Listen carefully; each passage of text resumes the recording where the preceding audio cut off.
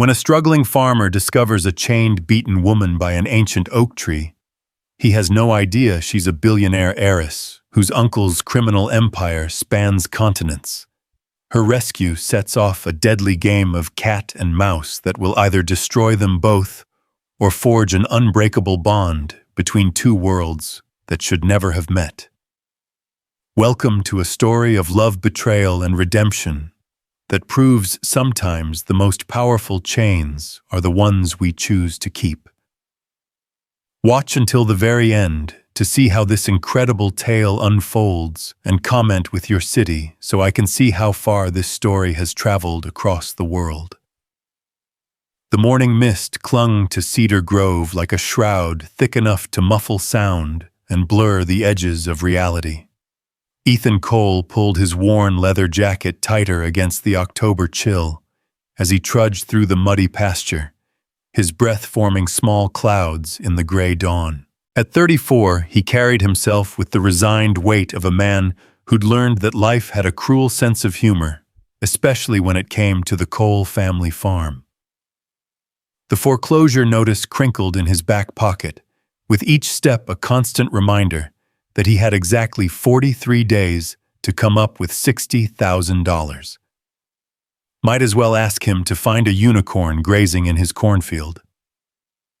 The bank had been patient, more patient than he deserved, really, but patience had its limits, and Harold Wessington at First National had made it crystal clear that sentiment wouldn't save 4 generations of Cole legacy.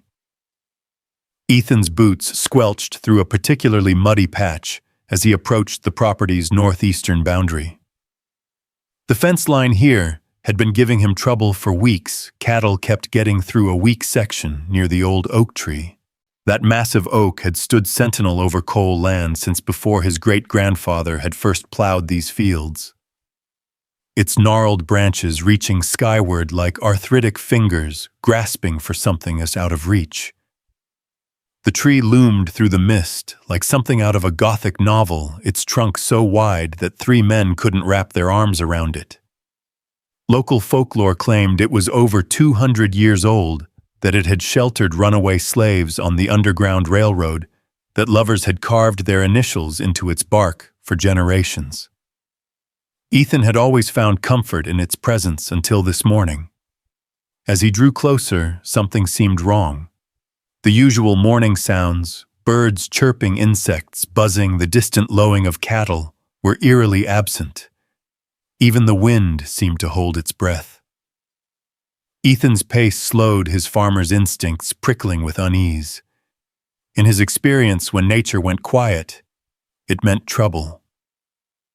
Then he saw her. At first, his brain refused to process what his eyes were showing him. A figure slumped against the massive trunk, motionless as a discarded rag doll. But as the mist shifted and swirled, revealing glimpses of torn fabric and pale skin, the horrible reality crashed over him like a cold wave. A woman was chained to his tree. Heavy iron shackles bound her wrists, connected by a thick chain that had been wrapped around the oak's trunk and secured with an industrial padlock. Her clothes, what remained of them, looked expensive.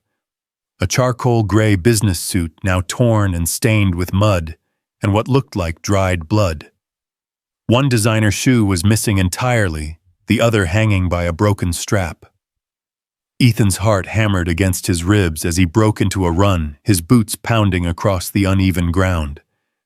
"Jesus Christ," he breathed, dropping to his knees beside the unconscious woman. Ma'am, can you hear me?" She was young, maybe late 20s, with dark auburn hair that had once been styled in a sophisticated updo, but now hung in tangled strands around her face. Her skin was pale as porcelain, marred by ugly purple bruises along her jaw and what looked like rope burns around her throat. Blood had dried at the corner of her mouth, and her knuckles were scraped raw. Ethan's hands hovered over her, afraid to touch, but desperate to help. "Ma'am, I'm going to get you out of here. Just hang on." Her eyelids fluttered, and she made a small, wounded sound that cut straight through his chest. When her eyes opened, They were the most striking shade of green he'd ever seen, like emeralds catching sunlight. But there was no light in them now, only terror so raw and primal that it made his stomach clench. "Please," she whispered, her voice barely audible and rough as sandpaper. "Please don't. I didn't tell them anything. I swear I didn't." "Hey, hey," Ethan said softly, the way he might speak to a spooked horse. "You're safe now. I'm not going to hurt you. My name's Ethan Cole and this is my farm. I'm going to get these chains off you, okay?"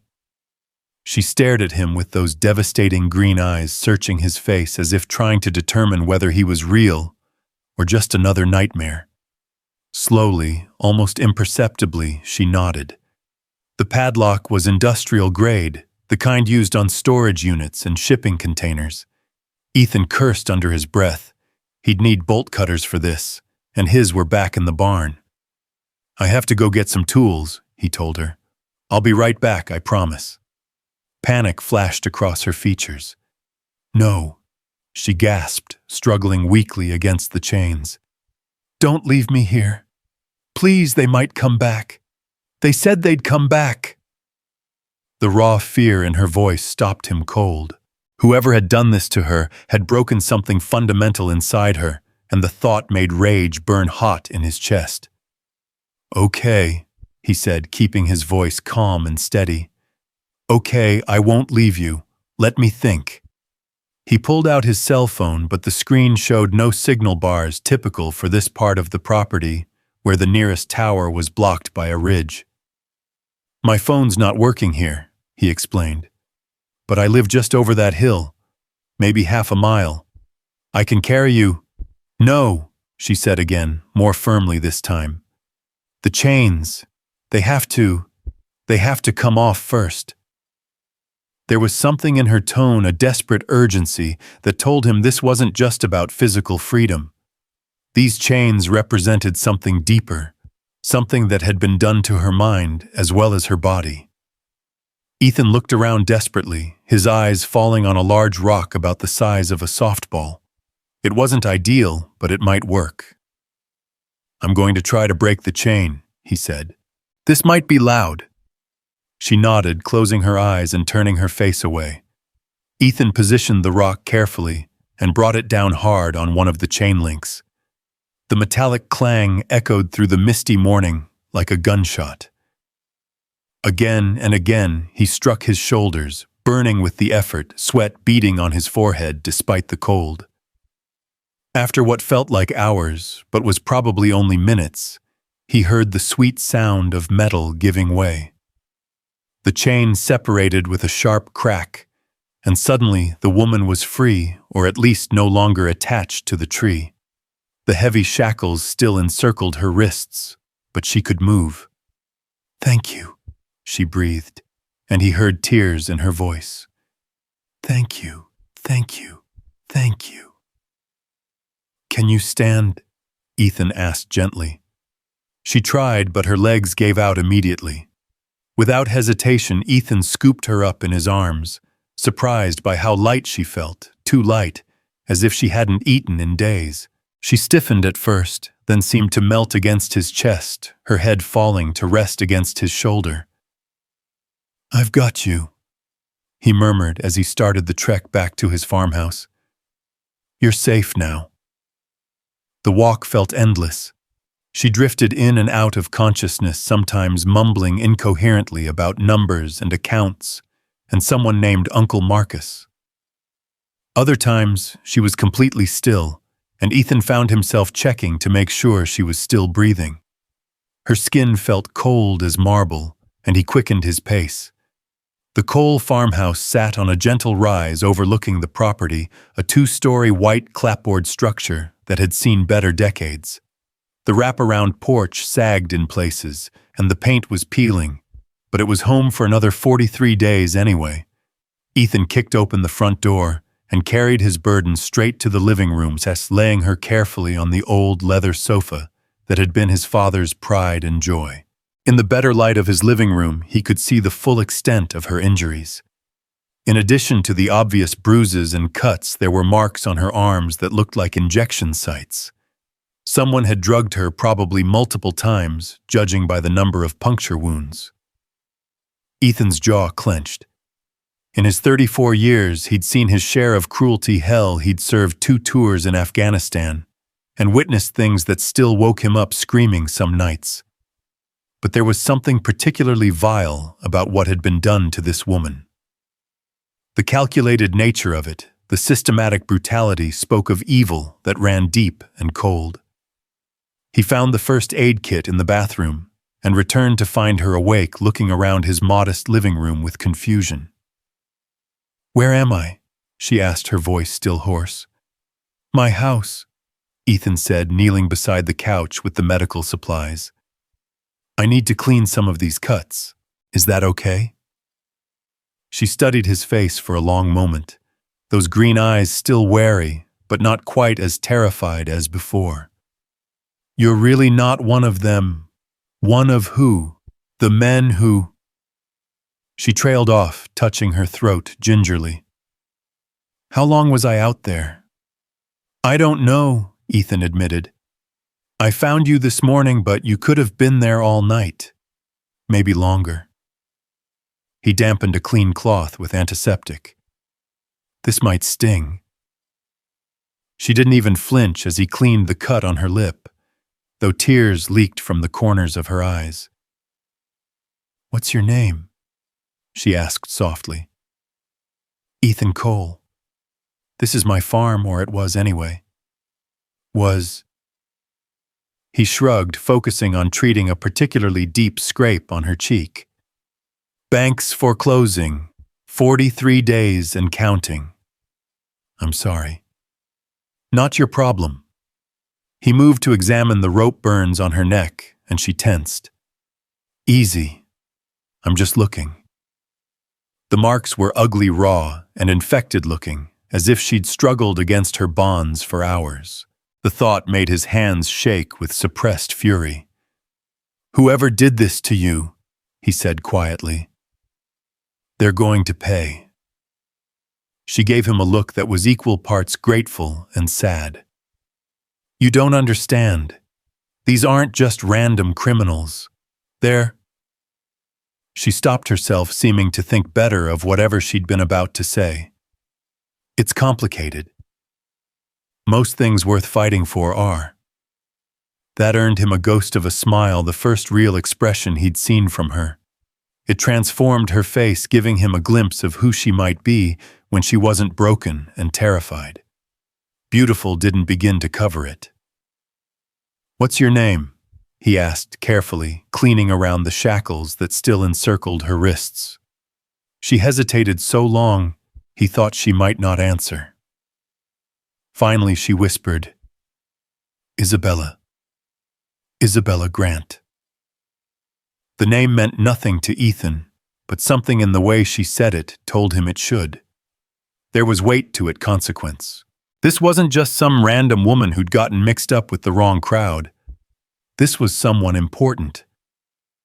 "Well, Isabella Grant," he said, meeting her eyes. "You're safe here. Whatever happened to you, whoever's looking for you, they'll have to go through me first." Her breath caught, and for a moment he thought she might start crying again. Instead, she reached out with one shackled hand and touched his cheek. Her fingers were ice cold, but her touch burned like a brand. "Why?" she whispered. "You don't even know me."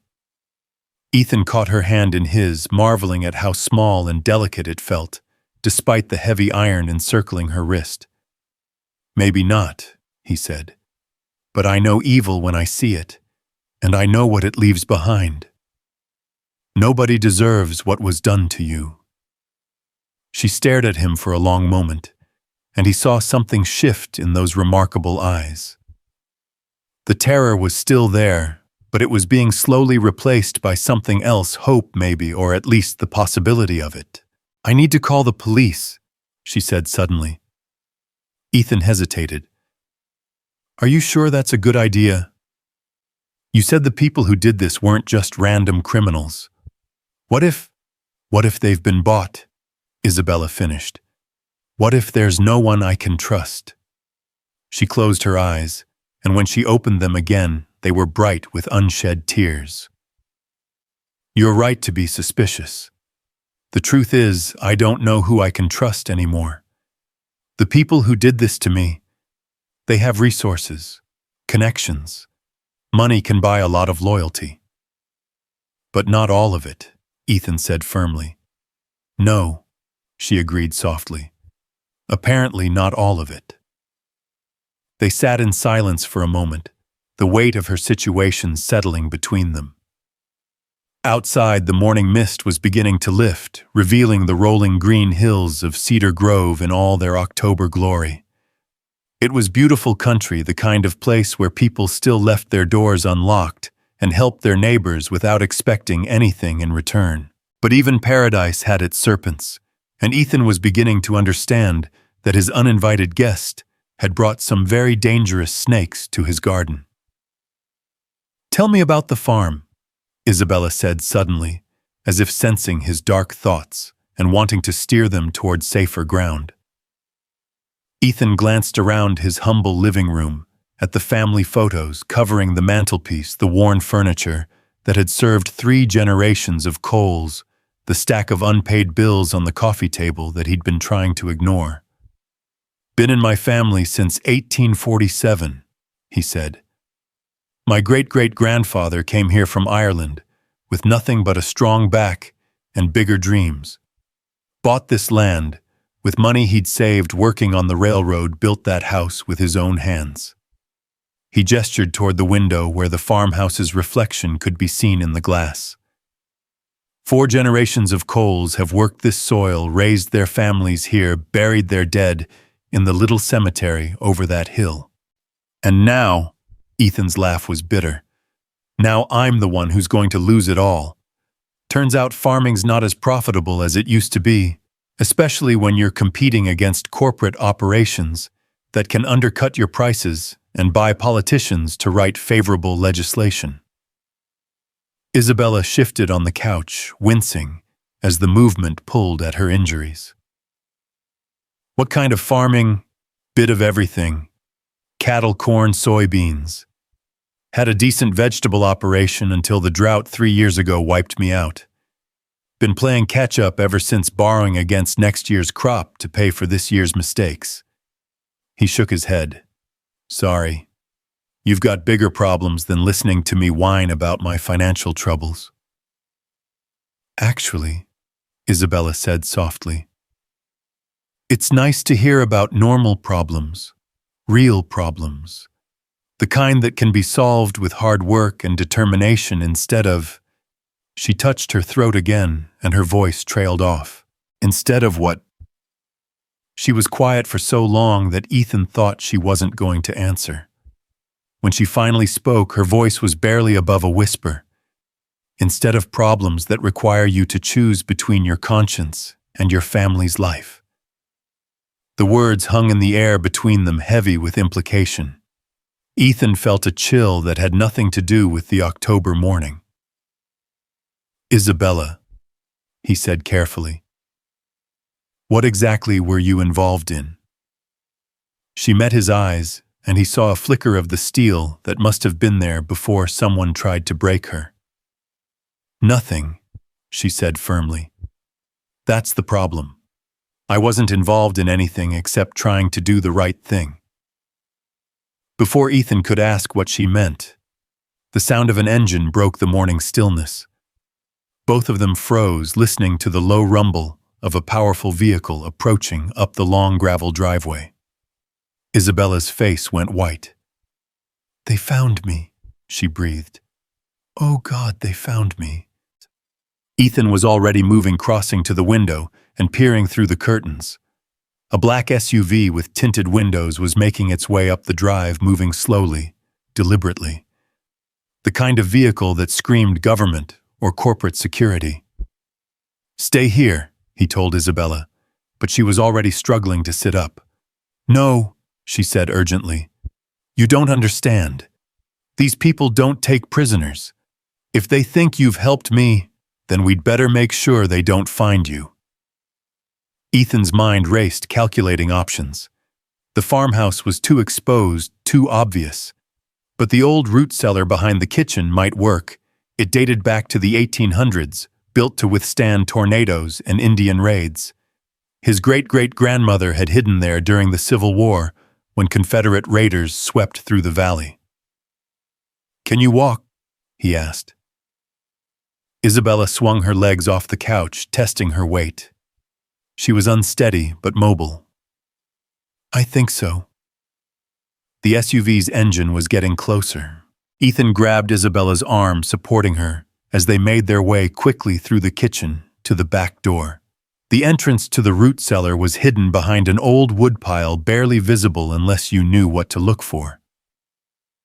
"Down there," Ethan said, pulling away the boards that concealed the wooden door. "It's going to be dark and musty, but it's safe. There's a tunnel that leads to the old spring house.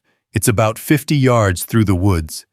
If something happens to me, follow the tunnel and keep going until you reach the main road." Isabella looked at the dark opening, and for a moment her composure cracked. "I can't," she whispered.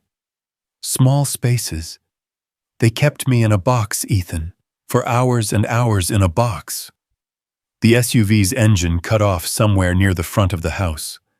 Car doors slammed.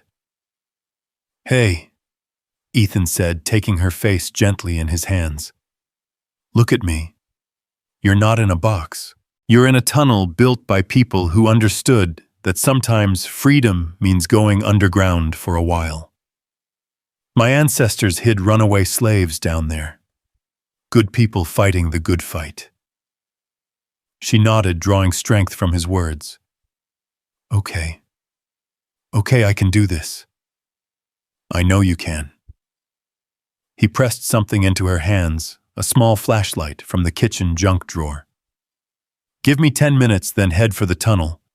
If I'm not back in an hour, go to the main road and flag down the first car you see." "What are you going to tell them?" "That I haven't seen anyone," Ethan said simply. "That I've been working alone all morning." Heavy footsteps were approaching the front porch. Isabella slipped into the root cellar, and Ethan quickly replaced the boards, scattering some loose kindling to make it look natural. He made it back to the living room just as someone knocked on his front door, a hard official sound that seemed to say they weren't really asking permission to enter. Ethan took a deep breath, composed his face into what he hoped was a look of mild curiosity mixed with rural wariness, and opened the door. 3 men stood on his porch, all wearing dark suits despite the muddy rural setting. The one in front was tall and lean with silver hair, and the kind of pale eyes that seemed to look right through you.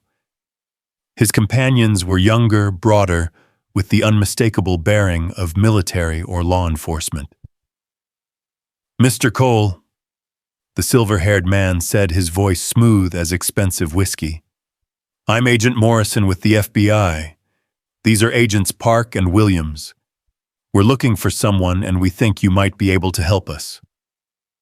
Ethan leaned against the doorframe, projecting casual cooperation while keeping his body positioned to block their view of the interior. "FBI, huh? Must be serious. What kind of someone?" Morrison smiled, but it didn't reach his eyes. "A woman. Early 30s, auburn hair, probably injured. She escaped from federal custody last night and may be in this area." "Escaped from federal custody?" Ethan raised an eyebrow. "What did she do?" "That's classified," Agent Park said curtly. He was young, maybe late 20s, with the kind of aggressive energy that suggested he was trying to prove something. Morrison shot his colleague a warning look. "Let's just say she's extremely dangerous, Mr. Cole. If you've seen her or if she's tried to contact you, it's imperative that you let us know immediately." Ethan scratched his chin, buying time. "Can't say I have. This is pretty isolated country out here. Don't get many visitors except the occasional hunter or hiker. What makes you think she'd come this way?" "We have reason to believe she might seek shelter on rural properties," Morrison said. Mind if we take a look around? You got a warrant? The agents exchanged glances. Mr. Cole, Morrison said, his tone hardening slightly. We're trying to prevent a very dangerous situation from escalating. This woman has killed federal agents. She's armed and desperate. If she's hiding on your property, you could be in serious danger. Ethan felt a flicker of doubt. Could Isabella have lied to him? Could the broken, terrified woman he'd found chained to a tree really be a cop killer? But then he remembered the genuine terror in her eyes, the way she'd flinched when he'd first tried to help her. Whatever she was running from, it wasn't justice. Well, he said slowly, I appreciate your concern for my safety, but like I said, I haven't seen anyone. And this is private property, so unless you've got a warrant. Agent Williams, who'd been silent up until now, stepped forward. He was built like a linebacker with cold eyes and scarred knuckles. Maybe we should search anyway, he suggested. Just to be safe. Maybe you should get that warrant first, Ethan replied evenly. The tension on the porch ratcheted up several notches. Morrison studied Ethan's face with those pale, penetrating eyes, as if trying to read his thoughts. Mr. Cole, I get the impression you're not being entirely forthcoming with us. And I get the impression you're not being entirely forthcoming with me, Ethan shot back. Funny how that works. Morrison's smile was razor thin. We'll be back, he said, with that warrant. And Mr. Cole, if we find out you've been harboring a fugitive, you'll be looking at federal charges. That's serious prison time. I'll keep that in mind, Ethan said.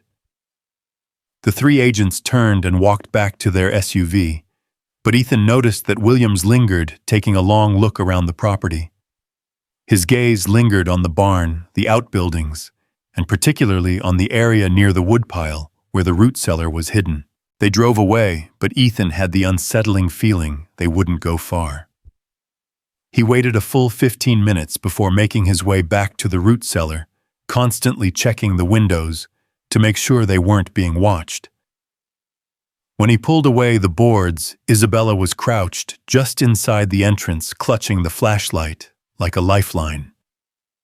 She looked up at him with haunted eyes. I heard voices, she said. Were they FBI? Ethan said grimly. Or at least they claimed to be. They're looking for you, and they'll be back with a warrant. Isabella's face crumpled. I'm sorry, she whispered. I should never have involved you in this. I should have just kept running. Running to where? Ethan asked, helping her out of the cellar. Isabella, these guys aren't going to give up. Whatever you're mixed up in, wherever you run, they'll find you eventually. I know. She wrapped her arms around herself, suddenly looking very young and very lost. That's what makes this so impossible. They have resources I can't even imagine. Money connections, technology. How do you fight people who own the system? The same way my ancestors fought, Ethan said. One person at a time, one choice at a time. Sometimes the only way to win is to refuse to lose. Isabella stared at him, and for the first time since he'd found her, he saw something other than fear in her eyes. It was small and fragile, but it was there on hope. Who are you? She asked softly. Just a farmer, Ethan said. But I'm also a man who believes that some things are worth fighting for even when the odds are impossible. She reached out and touched his hand, her fingers still cold despite the warming morning. The men who took me, she said quietly. They wanted information. Account numbers, access codes, names of people who've been helping me investigate my uncle's business dealings. Your uncle, Marcus Grant. Well, officially, he's a respected businessman. Unofficially, he's one of the most powerful criminals in the country. His organization launders money for cartels, terrorist groups. Human traffickers, anyone with enough cash and no conscience. Isabella's voice grew stronger as she spoke, as if sharing the burden made it lighter. For years, I thought he was just a successful entrepreneur. Then I started noticing discrepancies in the company books, transactions that didn't make sense, subsidiaries in countries known for banking secrecy. So you investigated? I tried to. I hired a private investigator, a former FBI agent named David Chen. 3 days later, David was found dead in his car, apparently from a heart attack. He was 35 years old and in perfect health. Isabella's hands shook as she continued. That's when I knew I was in over my head. But I also knew I couldn't just pretend I hadn't seen what I'd seen.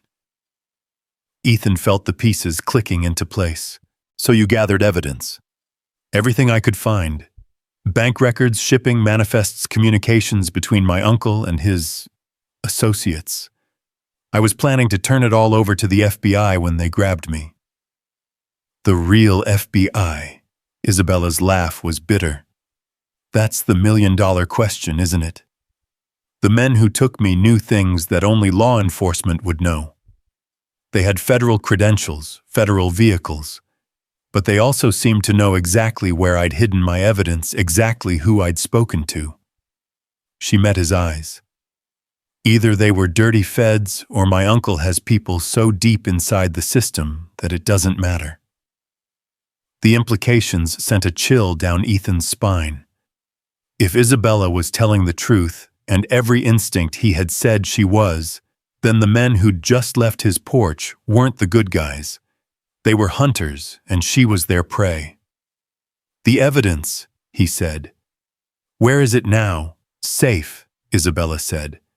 Hidden somewhere they'll never think to look, but it won't stay hidden forever. Eventually they'll figure out where I put it, and when they do. She didn't finish the sentence, but she didn't need to. A new sound broke the morning quiet, the distant drone of a helicopter. Both of them looked up, spotting the aircraft as a black speck against the brightening sky. They're not wasting any time, Ethan muttered. I have to go, Isabella said urgently. Every second I stay here puts you in more danger. Go where? Ethan demanded. They've got helicopters, Isabella. Unlimited resources, connections everywhere. You can't outrun them forever. Then what do you suggest? Her voice cracked with desperation. Because I'm fresh out of options. Ethan looked at her and Pilita looked at her. Despite the bruises and the fear, despite the torn clothes and the shackles still encircling her wrists, he could see the strength underneath. This was a woman who'd risked everything to do the right thing, who'd endured torture rather than give up the evidence that could bring down a criminal empire. She was magnificent. We fight, he said simply. You think I'm going to let you face this alone? Ethan stepped closer, and she didn't back away. Isabella, I've spent the last 5 years watching my family's legacy die by inches, feeling helpless to stop it. For the first time in years, I have a chance to actually fight for something that matters. You could die, she whispered. I've been dying for years, he replied. Just slowly, quietly, with nobody watching. At least this way it means something. The helicopter was getting closer, and they could hear the rumble of more vehicles approaching from the main road. Morrison hadn't been bluffing, he'd brought reinforcements. If we're going to do this, Ethan said urgently, I need to know everything. Where's the evidence hidden? Who else knows about it? Do you have any allies left? Anyone we can trust? Isabella bit her lip, weighing her options. Finally, she nodded. There's a safe deposit box in Chicago. The key is hidden in my apartment, assuming they haven't found it yet. And there's one person who might help us. A journalist named Sarah Winters. She's been investigating organized crime for years, and she's clean, I'm sure of it. How can you be sure? Because if she wasn't, she'd be dead already. My uncle doesn't take chances with reporters who get too close to the truth. The helicopter was directly overhead now, its rotors churning the morning air. Through the windows, Ethan could see vehicles turning into his driveway, not just the black SUV from before, but a full convoy. They were surrounding the property. "Underground," Ethan said, grabbing Isabella's hand. "Now!" They made it to the root cellar just as the first agents reached the front porch. This time they didn't bother knocking. In the darkness of the underground tunnel, with the sound of boots stomping through his house above them, Ethan felt something he hadn't experienced in years: purpose. For better or worse, he'd chosen his side in a war he didn't fully understand. But he understood enough sometimes there were fights worth having, even when you knew they might destroy you. As they made their way through the tunnel toward an uncertain future, Isabella's hand tight in his, Ethan found himself thinking of his great-great-grandmother, who'd hidden in this same space more than a century ago. She'd been fighting for freedom too, in her own way, helping strangers find their way to safety, despite the danger to herself and her family. Maybe this was what the Cole legacy was really about, not just farming the land, but cultivating the kind of courage that helped good people find their way home. The tunnel stretched ahead of them, dark but not hopeless. Behind them, angry voices echoed through the farmhouse as federal agents discovered that their prey had vanished like morning mist. But in the darkness beneath Cedar Grove, two fugitives pressed forward, bound together by circumstances neither had chosen, but both had accepted.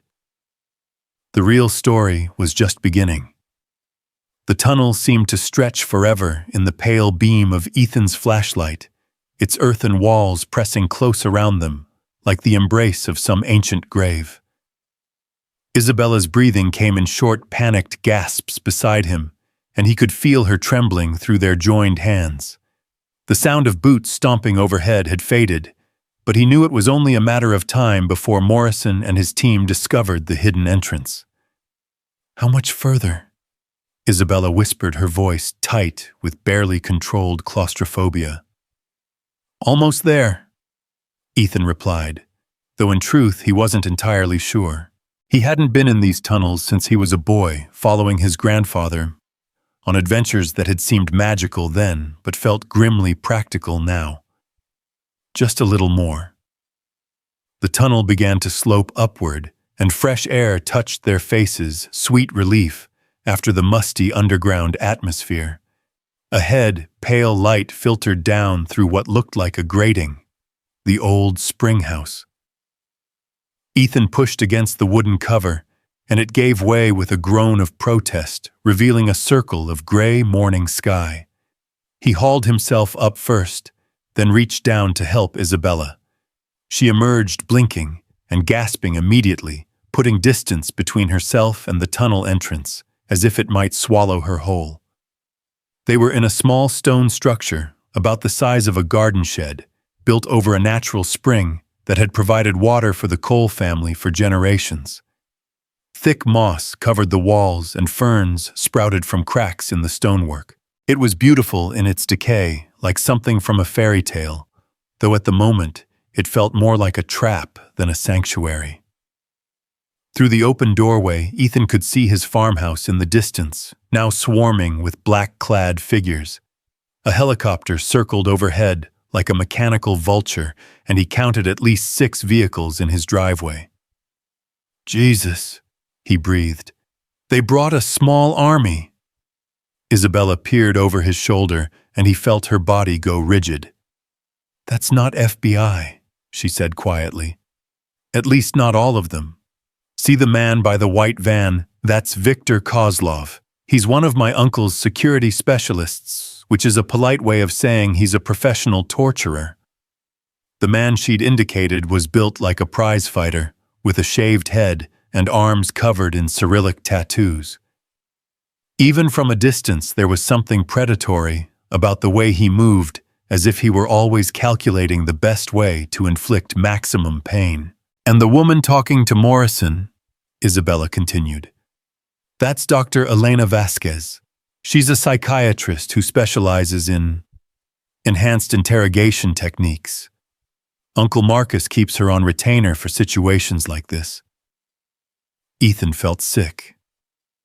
You mean torture? I mean making people want to talk. She's very good at finding pressure points, psychological ones. She probably knows more about my childhood fears and traumas than I do. Isabella's voice was clinical, detached, but he could see her hands shaking. She's the one who suggested the small space. She knew it would break me eventually. But it didn't, Ethan said firmly. You're here. You survived. Isabella turned to look at him, and for a moment the mask slipped, revealing the raw pain underneath. Did I? Sometimes. I'm not sure what's left of me. Before Ethan could respond, the sound of approaching engines made them both freeze. 2 ATVs were racing across the pasture, heading straight for the spring house. They'd been spotted. This way, Ethan said, grabbing Isabella's hand and leading her out the back of the spring house into the woods. The forest was thick here, old-growth oak and maple that his family had never cleared, believing that some things were too beautiful to sacrifice for profit. Now that beauty might save their lives. They crashed through the underbrush, Isabella's dress shoes completely inadequate for the terrain. She stumbled repeatedly, and Ethan found himself half carrying her as they fled deeper into the woods. Behind them, he could hear shouts and the roar of engines as their pursuers gave chase. I can't, Isabella gasped, her legs giving out. I can't keep going. Ethan looked around desperately. There, a massive fallen oak, its trunk hollow with age and decay. In there, he said, helping her squeeze into the natural shelter. It was a tight fit for both of them, their bodies pressed together in the musty darkness of the rotted wood. The ATVs roared past so close that Ethan could hear the drivers cursing as they searched for any sign of their quarry. Isabella was breathing hard against his chest, her heart hammering so fast he was afraid it might give out. Without thinking, he wrapped his arms around her, pulling her closer. Shh, he whispered into her hair. They're gone, we're safe. She turned her face up to his, and in the dim light filtering through the gaps in the wood, he could see tears tracking down her cheeks. Why are you doing this? She asked. You don't even know me. I know enough, he replied softly.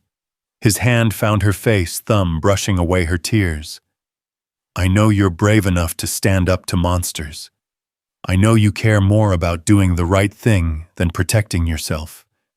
And I know that whoever hurt you, they didn't break the part of you that matters most. How can you be sure? Because broken people don't risk everything to protect others. They protect themselves. Isabella stared at him for a long moment, her green eyes luminous in the filtered light. Then slowly, she reached up and touched his face the way he was touching hers. Her fingers traced the line of his jaw, the rough stubble, the worry lines that farming and worry had carved around his eyes. I haven't felt safe in months, she whispered. Not until you found me. The space between them seemed to shrink, charged with something electric and dangerous. Ethan was acutely aware of every point where their bodies touched, her hand on his face, his arm around her waist, the way her breath warmed his throat. She was beautiful and broken and brave, and holding her felt like holding sunlight. Isabella, he began, but she silenced him with a finger against his lips. Don't, she said quietly. Don't say anything that might make this real. Because if it's real, then I'll have something else to lose, and I don't think I can survive losing anything else. The words hit him like a physical blow. Here was a woman who'd lost everything, family, security, trust, hope, and was still trying to protect him from the wreckage of her life. It was heartbreaking and beautiful and infuriating all at once.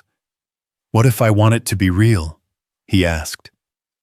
She closed her eyes, and when she opened them again, they were bright with unshed tears. then you're either very brave or very foolish. Maybe both. A ghost of a smile touched her lips. Definitely both. The sound of the ATVs had faded, but they stayed hidden for another 20 minutes, neither of them speaking. Both lost in the complicated space between wanting and wisdom. Finally, when Ethan was certain the search had moved on, he helped Isabella out of their hiding place. "We need to get you somewhere safe," he said. "Somewhere they won't think to look." "There is nowhere safe," Isabella replied, but she said it without despair, as if she'd accepted it as a simple fact. "These people have resources you can't imagine. Money, technology people in every level of government and law enforcement. They'll find me eventually. Then we need to make sure that when they do, you're not alone." Isabella studied his face.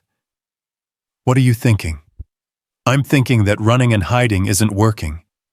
Maybe it's time to go on the offense. Against my Uncle Ethan, you don't understand the kind of power he wields. He's not just a criminal, he's a businessman with legitimate fronts, political connections, international reach. He owns senators, judges, police commissioners. How do you fight someone like that?" "The same way David fought Goliath," Ethan said. "You find the right stone and aim for the right spot." "This isn't a fairy tale." "No, it's not. But every empire has weak points and every criminal organization depends on secrets. You said you have evidence hidden in Chicago. What exactly is in that safe deposit box?" Isabella bit her lip, clearly debating how much to tell him. "Everything," she said finally. "Bank records showing money laundering operations in 12 countries. Shipping manifests for cargo that doesn't exist. Communications between my uncle and cartel leaders, terrorist financiers, human traffickers. Names, dates, account numbers enough to bring down his entire organization and half the people who work with him." Ethan felt a chill that had nothing to do with the October air. "That's why they're so desperate to find you. It's not just about revenge, it's about survival." "Exactly. And they know that if that evidence becomes public, it won't just destroy my uncle. It'll expose a network of corruption that reaches into the highest levels of government and business. There are very powerful people who want me dead." They were walking now deeper into the woods, following a deer trail that would eventually lead to the county road. But Ethan's mind was racing ahead, formulating a plan that was probably insane but might be their only chance. "The journalist you mentioned," he said. "Sarah Winters. How do we contact her? Even if we could reach her, what makes you think she'd help us? For all she knows, I'm exactly what those fake FBI agents said I was, a dangerous fugitive." "Because," Ethan said, stopping in the middle of the trail and turning to face her, "we're going to give her the story of a lifetime. And we're going to do it in a way that makes it impossible for your uncle or his people to stop it." Isabella shook her head. "It's too dangerous. If we surface, if we try to contact anyone, they'll find us anyway," Ethan interrupted. "You said it yourself, they have unlimited resources. We can run for a week, maybe 2 if we're lucky. But eventually they'll corner us. When that happens, I'd rather be fighting back than just waiting to die." The truth of his words hung between them like a challenge. Isabella looked around at the forest, at the golden morning light, filtering through the leaves, at the peaceful beauty that masked the danger surrounding them.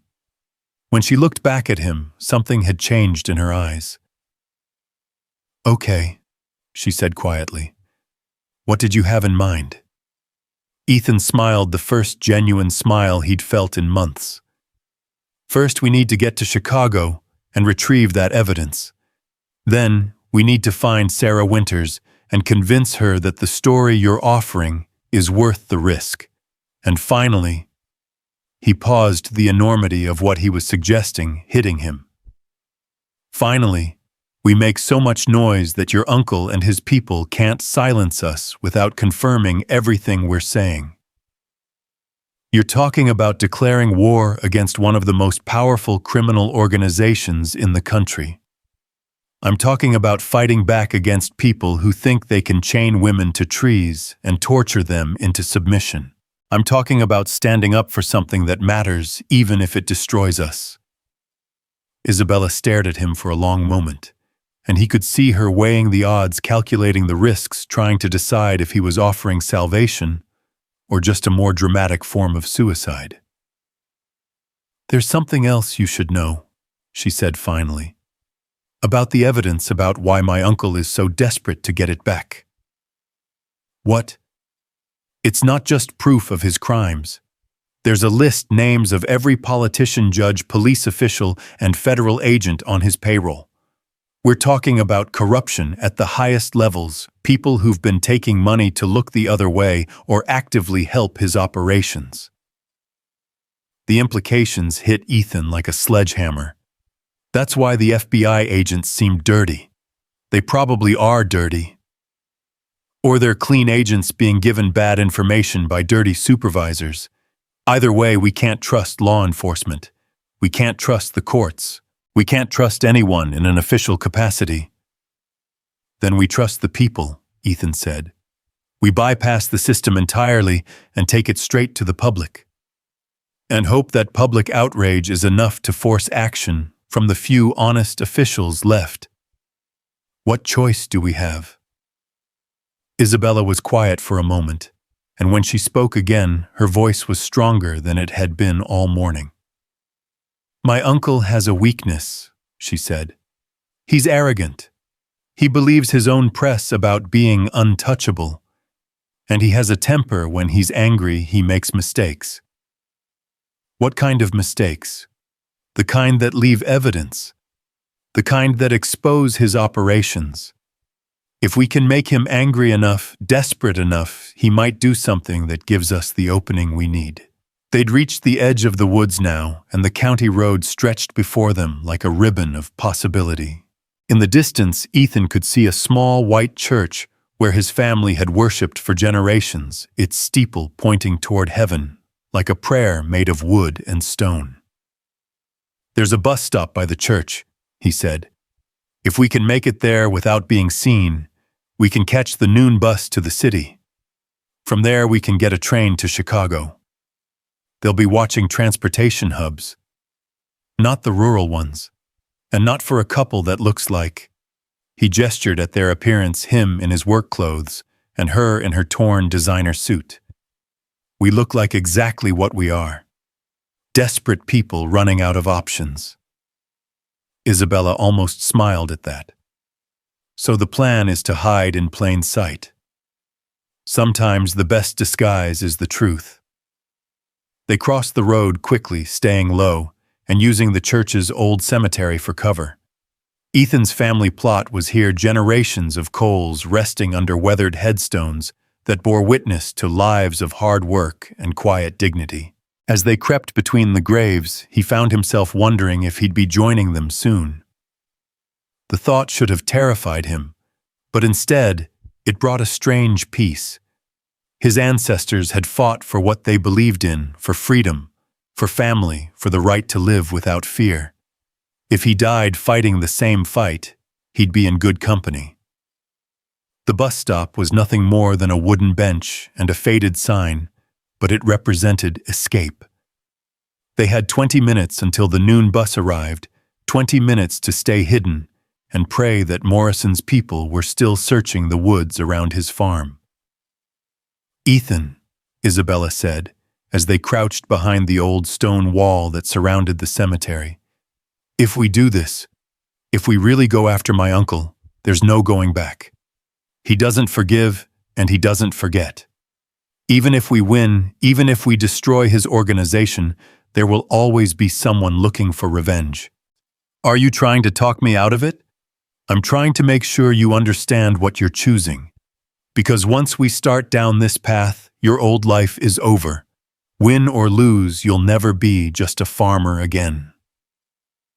Ethan looked back at his family's graves at the church where he'd been baptized, and confirmed at the rolling hills that had been his whole world for 34 years. She was right. Everything he'd known was about to change forever. The quiet life, the simple problems, the familiar routine of seasons and crops and local concerns, all of it would be swept away by forces he was only beginning to understand. "Good," he said finally, "because my old life was dying anyway. At least this way it means something." The sound of an approaching engine made them both tense, but it was just the county bus rumbling to a stop, with a wheeze of hydraulic brakes. The driver was an elderly black man named Walter, who'd been driving this route for as long as Ethan could remember. He raised an eyebrow at their bedraggled appearance, but asked no questions, small-town courtesy at its finest. "Two to the city," Ethan said, fishing crumpled bills from his wallet. "Rough morning?" Walter asked mildly. "You could say that." They took seats near the back, and as the bus pulled away from Cedar Grove, Ethan felt the last threads connecting him to his old life stretch and snap. The farm, the foreclosure notice, the quiet desperation of watching his family's legacy die. All of it was behind him, now replaced by something far more dangerous, but infinitely more vital. Isabella leaned against his shoulder as the bus swayed and rumbled toward the city, her body finally relaxing for the first time since he'd found her. In sleep, the worry lines smoothed from her face, and he could see glimpses of who she must have been before her world exploded, confident, determined, beautiful, in a way that had nothing to do with money or breeding, and everything to do with character. "What are you thinking about?" she asked softly, her eyes still closed. "You," he admitted. "Trying to figure out how someone like you ended up chained to a tree on my farm." Someone like me. Strong, brave, the kind of person who risks everything to do the right thing. Isabella opened her eyes and looked at him with something that might have been wonder. "You really see me that way? How else would I see you? As damaged goods, as a liability, as someone whose problems are too big and too dangerous to take on?" Her voice was soft, vulnerable in a way that made his chest tight. "That's how I see myself most of the time." "Then you're not looking hard enough." She sat up, studying his face with those remarkable green eyes.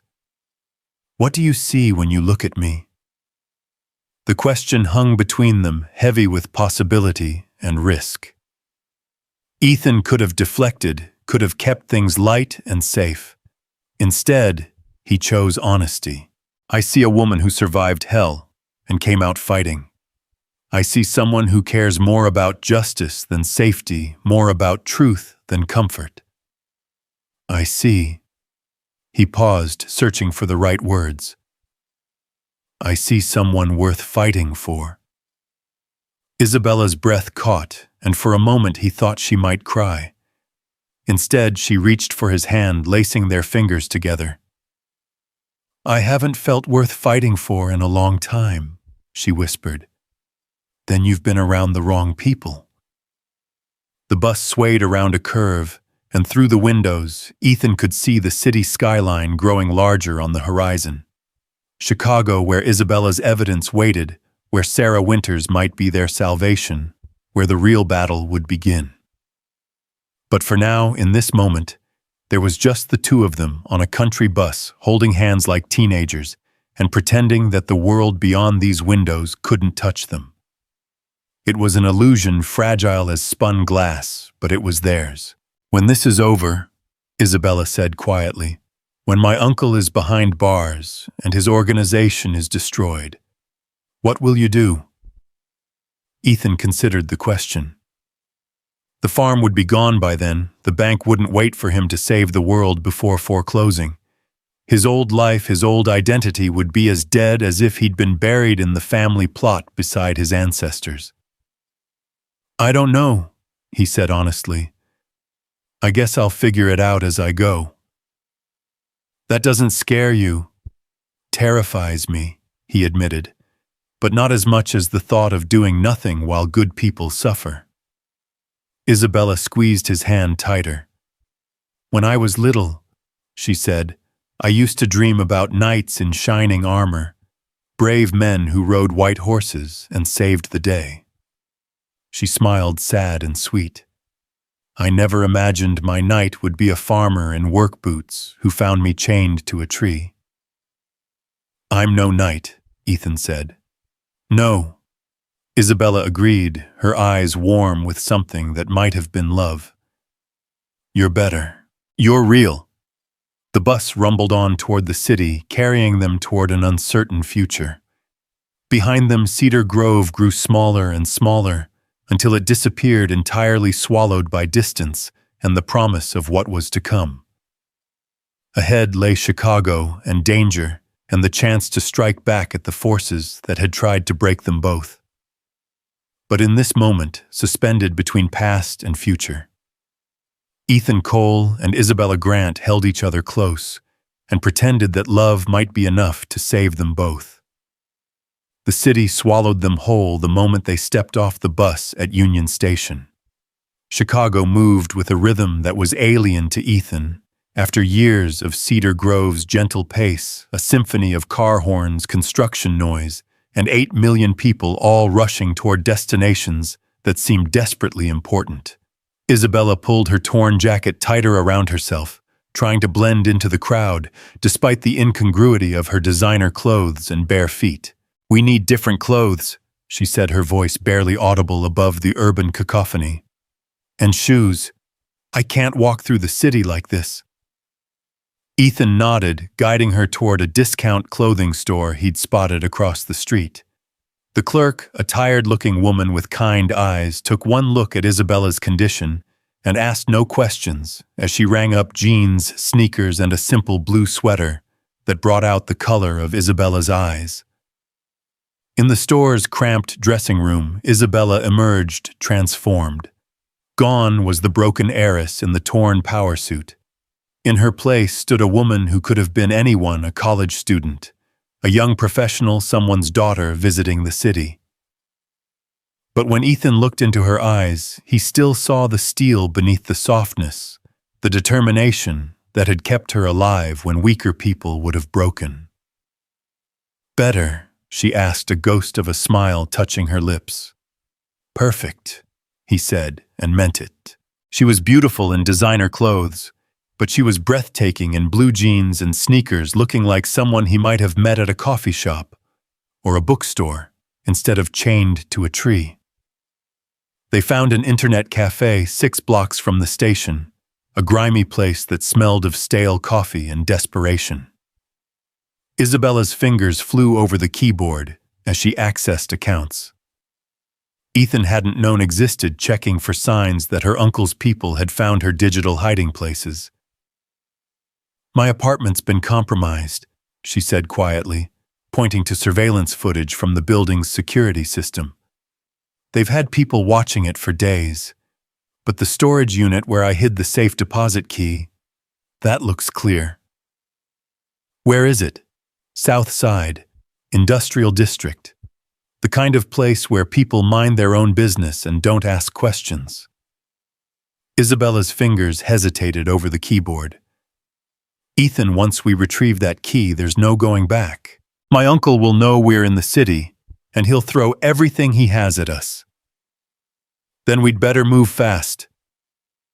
They took the L train south, sitting close together as the city blurred past the windows. Isabella's hand found his, and he was struck again by how small and delicate she felt, how impossible it seemed that this woman had stood up to monsters that would have terrified men twice her size.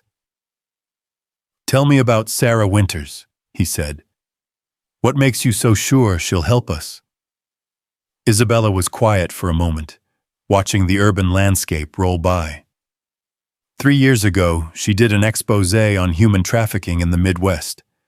One of the networks she exposed was connected to my uncle's organization, though she didn't know it at the time. 2 weeks after the story ran, someone tried to kill her, made it look like a car accident, but Sarah's too smart to buy that. She survived. Barely. Spent 3 months in the hospital, another 6 learning to walk again. But she never stopped investigating, never backed down. That's how I know she's clean. If she were working for my uncle, she'd be dead. Isabella's voice carried a mixture of admiration and sadness. She's the only journalist I know who's still willing to go after the real monsters. The storage facility squatted between two abandoned warehouses, like a concrete tumor, its rusted fence topped with razor wire that gleamed dully in the afternoon sun. Isabella led them to Unit 247. Her hands steady as she entered the combination on a lock that looked older than both of them combined. Inside the unit was nearly empty, just a few boxes of what looked like college textbooks, and tucked behind them a small metal strongbox that wouldn't have attracted attention from even the most thorough search. Isabella opened it with a key she wore on a chain around her neck, revealing a single brass key and a folded piece of paper. Fifth National Bank, she said, reading from the paper. Downtown, safe deposit box, 1247. Same numbers as the storage unit. I have a system. Isabella's smile was bitter. Had to, considering how many secrets I was trying to keep track of. They were halfway back to the L station, when Ethan spotted the tail, a man in a gray suit who'd been behind them at the storage facility and was now maintaining the same distance as they walked.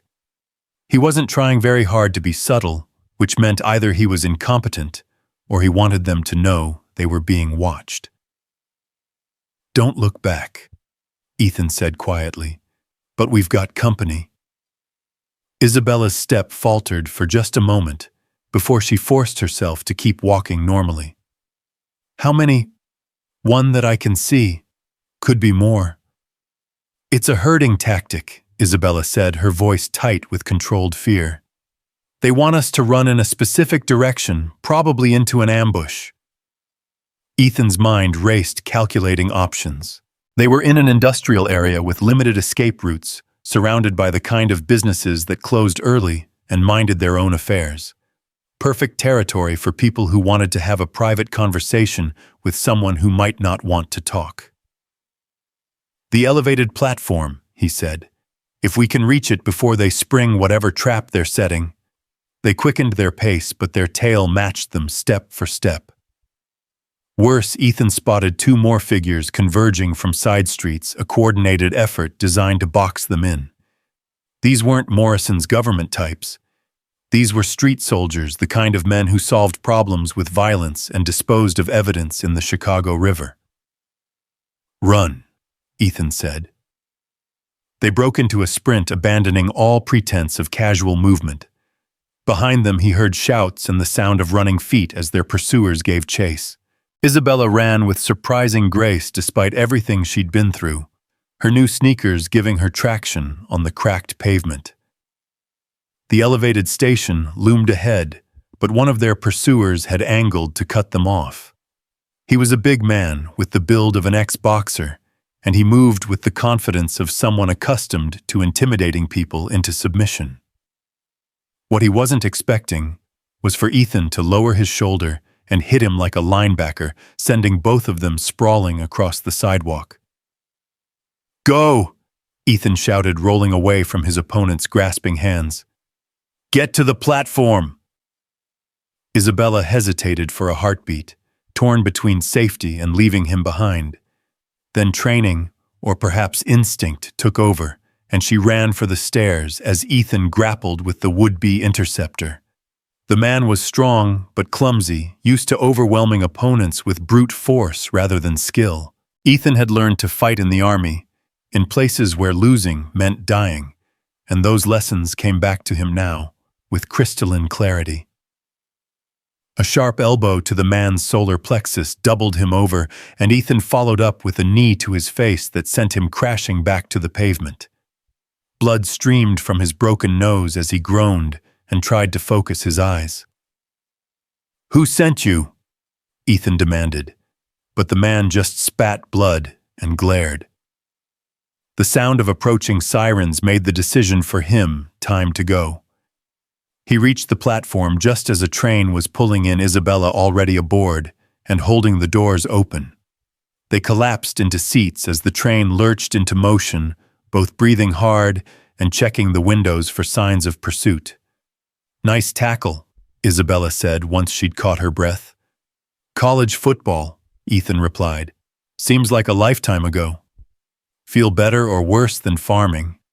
"Farming's safer, usually." He studied her face, noting the way she'd composed herself despite what had just happened. "You handled that well. Too well for someone who's not used to being chased." Isabella's expression grew guarded. "What's that supposed to mean?" "It means you ran like someone who's done it before. You didn't panic, didn't freeze up, didn't waste time asking questions. That's training, not instinct." For a moment he thought she wouldn't answer. Then she sighed and settled back in her seat, watching the city blur past outside. "I wasn't always a privileged heiress," she said quietly. "Before my parents died, before Uncle Marcus took me in, I was just another foster kid bouncing between homes. Some of those homes, well, let's just say I learned early how to run fast and hide well." The revelation hit Ethan like a physical blow. He'd been thinking of her as someone who'd lived a charmed life until recently, someone for whom violence and fear were new experiences. But the truth was more complex, more heartbreaking. She'd survived one kind of hell only to be thrown into another. "I'm sorry," he said. "Don't be. It made me stronger, and it's probably the only reason I'm still alive." Isabella turned to look at him, her green eyes steady and unflinching. "Those skills you learned in the army, I learned the civilian version on the streets of Detroit. We're both survivors, Ethan. Maybe that's why this feels right, even when everything else is falling apart." The train pulled into downtown, and they emerged into the late afternoon chaos of Chicago's financial district.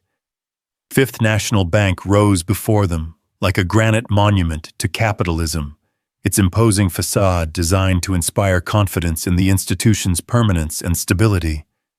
To Ethan, it looked like a fortress, which he supposed was exactly what it was meant to be.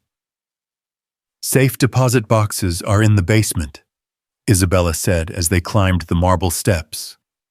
"Sub-basement, actually. Built like a vault, because that's essentially what it is."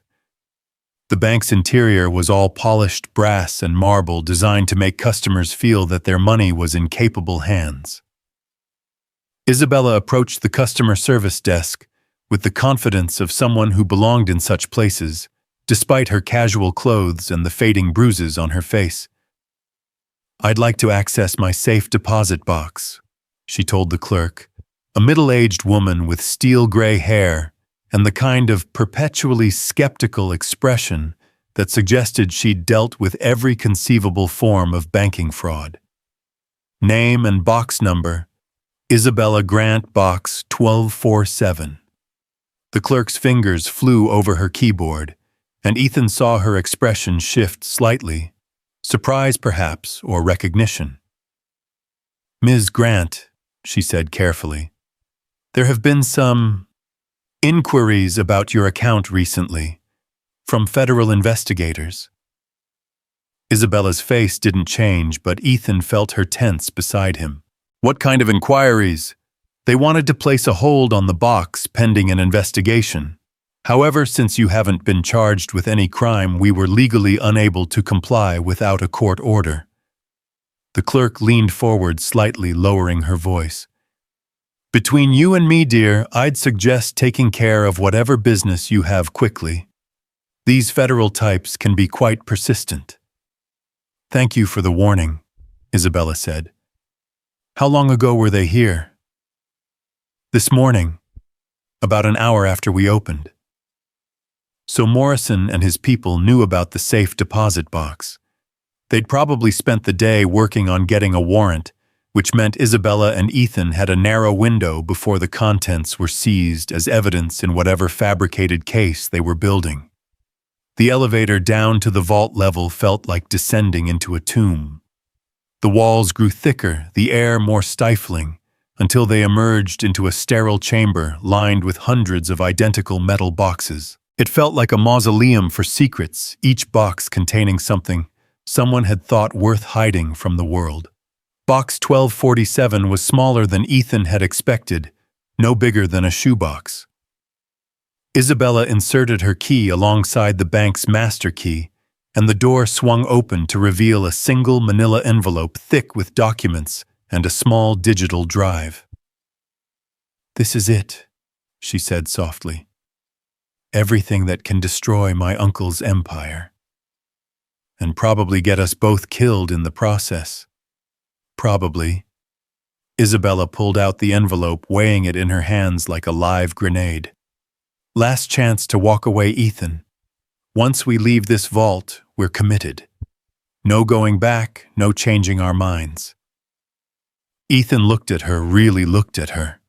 She was giving him an out, one last opportunity to return to his safe, predictable life of financial ruin and quiet desperation. All he had to do was walk away, let her fight this battle alone, and he could go back to Cedar Grove and wait for the bank to foreclose on his farm. The thought made him sick. "I'm not going anywhere," he said firmly. Isabella smiled, the first genuinely happy expression he'd seen from her since he'd found her chained to his tree. "Then let's go find Sarah Winters." They left the bank through a side entrance, both of them scanning the street for watchers.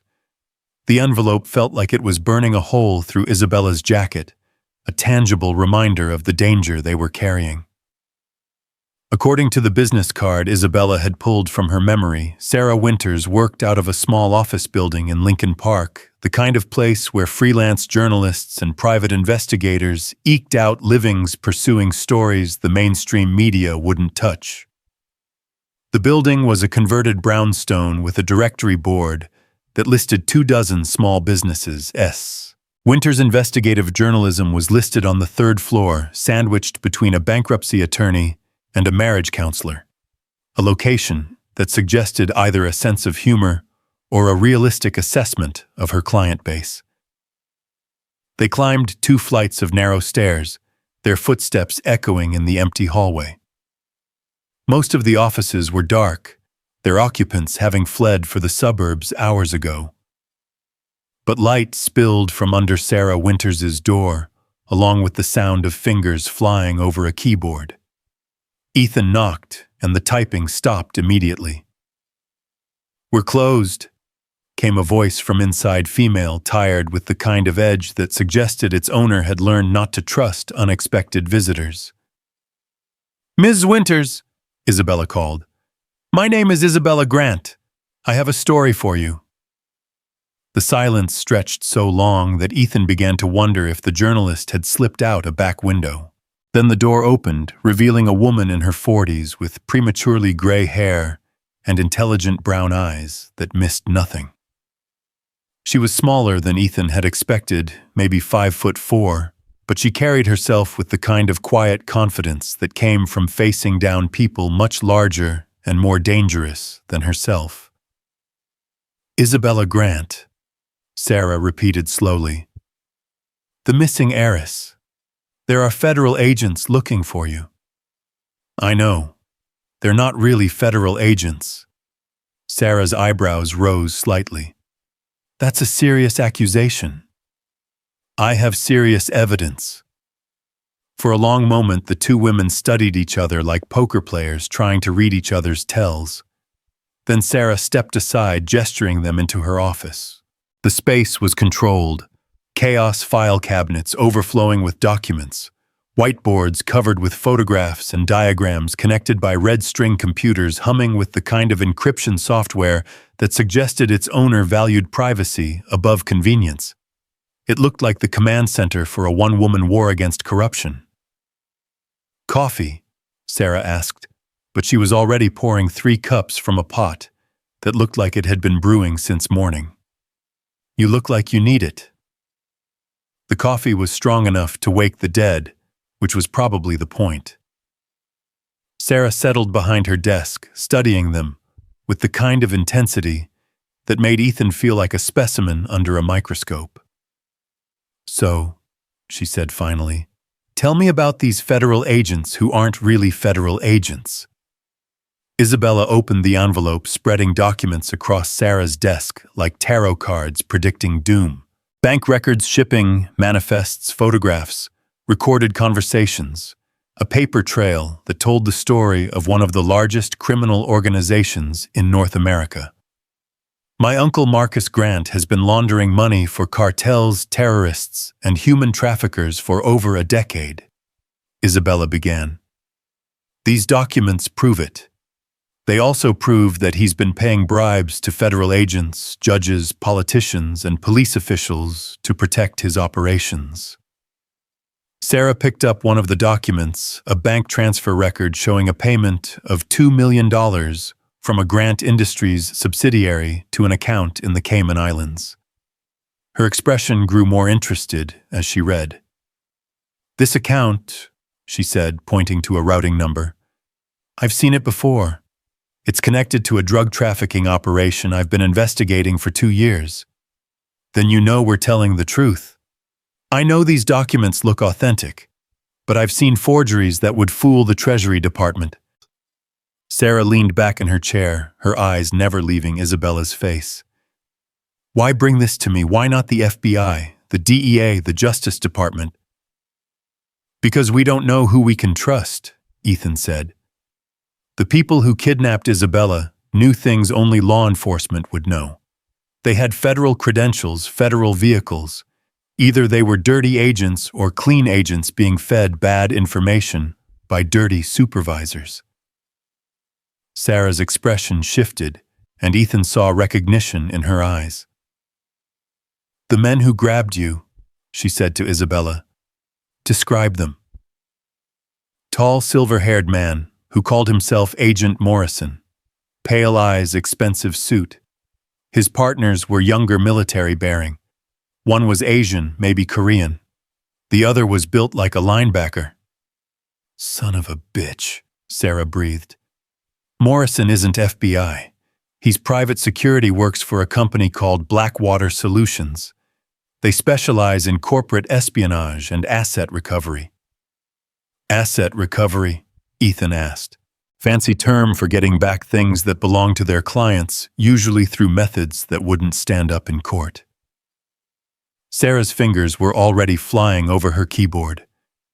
I did a story on them 3 years ago after they were linked to the disappearance of a whistleblower in the pharmaceutical industry. Nothing I could prove, but... She turned her monitor so they could see the screen. Morrison's face stared back at them from what looked like a corporate website. He was listed as Senior Vice President of Operations for Blackwater Solutions, specializing in discrete problem resolution for high-value clients. Your uncle hired mercenaries to hunt you down, Sarah said, which means he's more desperate than you realized. Isabella studied Morrison's photograph with the kind of intensity usually reserved for memorizing the face of an enemy. How much would something like this cost? For a full team, unlimited resources, no questions asked. Sarah shrugged. Couple million, maybe more. Your uncle's betting his entire organization on silencing you. The weight of that realization settled over them like a shroud. They weren't just running from criminals or even corrupt federal agents. They were being hunted by professional soldiers whose job was to make problems disappear permanently. There's something else, Isabella said quietly. She pulled out the digital drive, a small device that looked innocuous despite containing enough information to topple governments. This has video files, recordings of meetings between my uncle and his clients. You can see their faces, hear their voices, watch them planning operations that have killed thousands of people. Sarah took the drive with hands that Ethan noticed were completely steady. How did you get this? My uncle trusted me. I had access to his office, his computer systems, his private meetings. He never suspected that his sheltered niece might be recording everything. Isabella's voice carried a bitter edge. I was invisible to him, just another piece of furniture in his empire.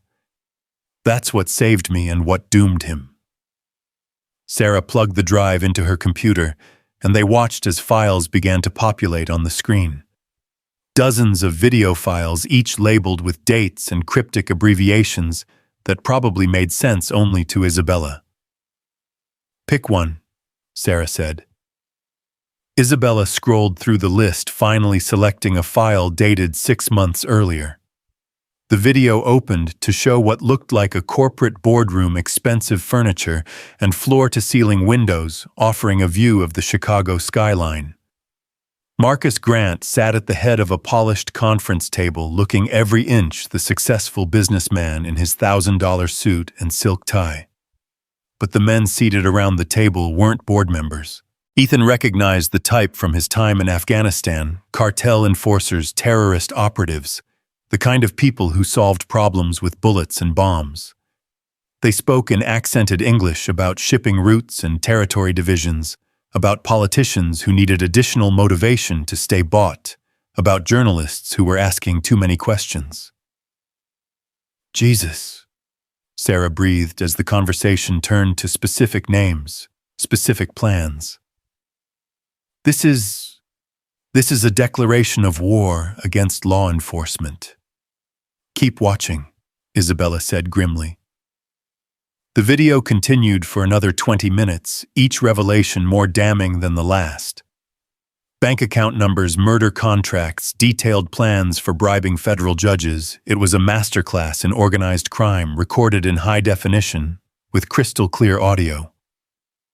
When it ended, Sarah sat back in her chair, her face pale with the implications of what she'd just witnessed. "This is the story of the century," she said quietly. "But it's also a death sentence for anyone who tries to publish it. That's why we need your help," Isabella said. "You have contacts, resources, a platform. More importantly, you have credibility. People trust you to tell the truth." "Trust doesn't stop bullets," Sarah replied. "And your uncle has already proven he's willing to kill to protect his secrets." "So what are you saying?" Ethan asked. "That we should just give up? Let him win?" Sarah was quiet for a long moment, staring at the documents spread across her desk. When she finally spoke, her voice carried the weight of years spent fighting battles that seemed impossible to win. "I'm saying that if we do this, we do it right. No half measures, no second chances. We publish everything simultaneously, across multiple platforms, distribute copies to every major news outlet, law enforcement agency, and congressional office in the country. We make so much noise that they can't silence us without confirming everything we're saying." "You'll help us?" Isabella asked. "I'll help you." Sarah's smile was grim but determined. "Because you're right, some stories are too important not to tell, even if they kill you." They worked through the night, organizing documents, verifying sources, building a case that would be impossible to dismiss or discredit. Sarah's contacts proved invaluable journalists in 6 countries, hackers, who could distribute information through channels that couldn't be traced, or shut down lawyers who specialized in protecting whistleblowers from retaliation. As dawn broke over Chicago, they had assembled something that looked less like a news story and more like a declaration of war. Every crime, every bribe, every murder was documented with the kind of meticulous detail that would make prosecutors weep with joy and defense attorneys consider career changes. "When do we publish?" Ethan asked, as they stared at the final product, a digital package that would bring down one of the most powerful criminal organizations in North America. "Now," Sarah said, her finger hovering over the send button. "Before they realize what we're doing and try to stop us." Isabella reached out and covered Sarah's hand with her own. "Once we do this, there's no going back. They'll come after all of us." "Let them come," Sarah replied. "I've been preparing for this fight my whole career." She pressed the button, and the story exploded across the internet like a digital wildfire. Within minutes, it was being shared, downloaded, copied, and redistributed through channels that spanned the globe. Major news outlets picked it up within the hour, their own investigations already beginning, as reporters realized they were looking at the biggest organized crime story in decades. But as they watched the story spread, Ethan felt a chill that had nothing to do with the October morning. They had just declared war on Marcus Grant and his empire, a war that would be fought with bullets as well as words. The real battle was just beginning. The first death threat arrived within 3 hours. Sarah's secure phone buzzed with an encrypted message that contained just 4 words and a photograph: "Stop now or die." The image showed her apartment building taken from across the street, with the kind of telephoto lens that suggested professional surveillance. But Sarah just glanced at it, deleted the message, and went back to fielding calls from news outlets around the world. "CNN wants an exclusive interview," she told Isabella, holding the phone against her shoulder while she typed. "So does the Washington Post, BBC, and about 40 other organizations I've never heard of." "What are you telling them?" Ethan asked. He was standing by the window watching the street below for signs of the watchers he knew were out there. "That Isabella Grant will give one press conference at a time and location of our choosing. After that, she's going underground until the Justice Department can guarantee her safety."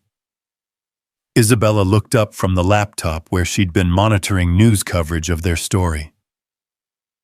"They're calling it the Grant Papers," she said, with a mixture of pride and exhaustion. "Like Watergate, but bigger." "How big?"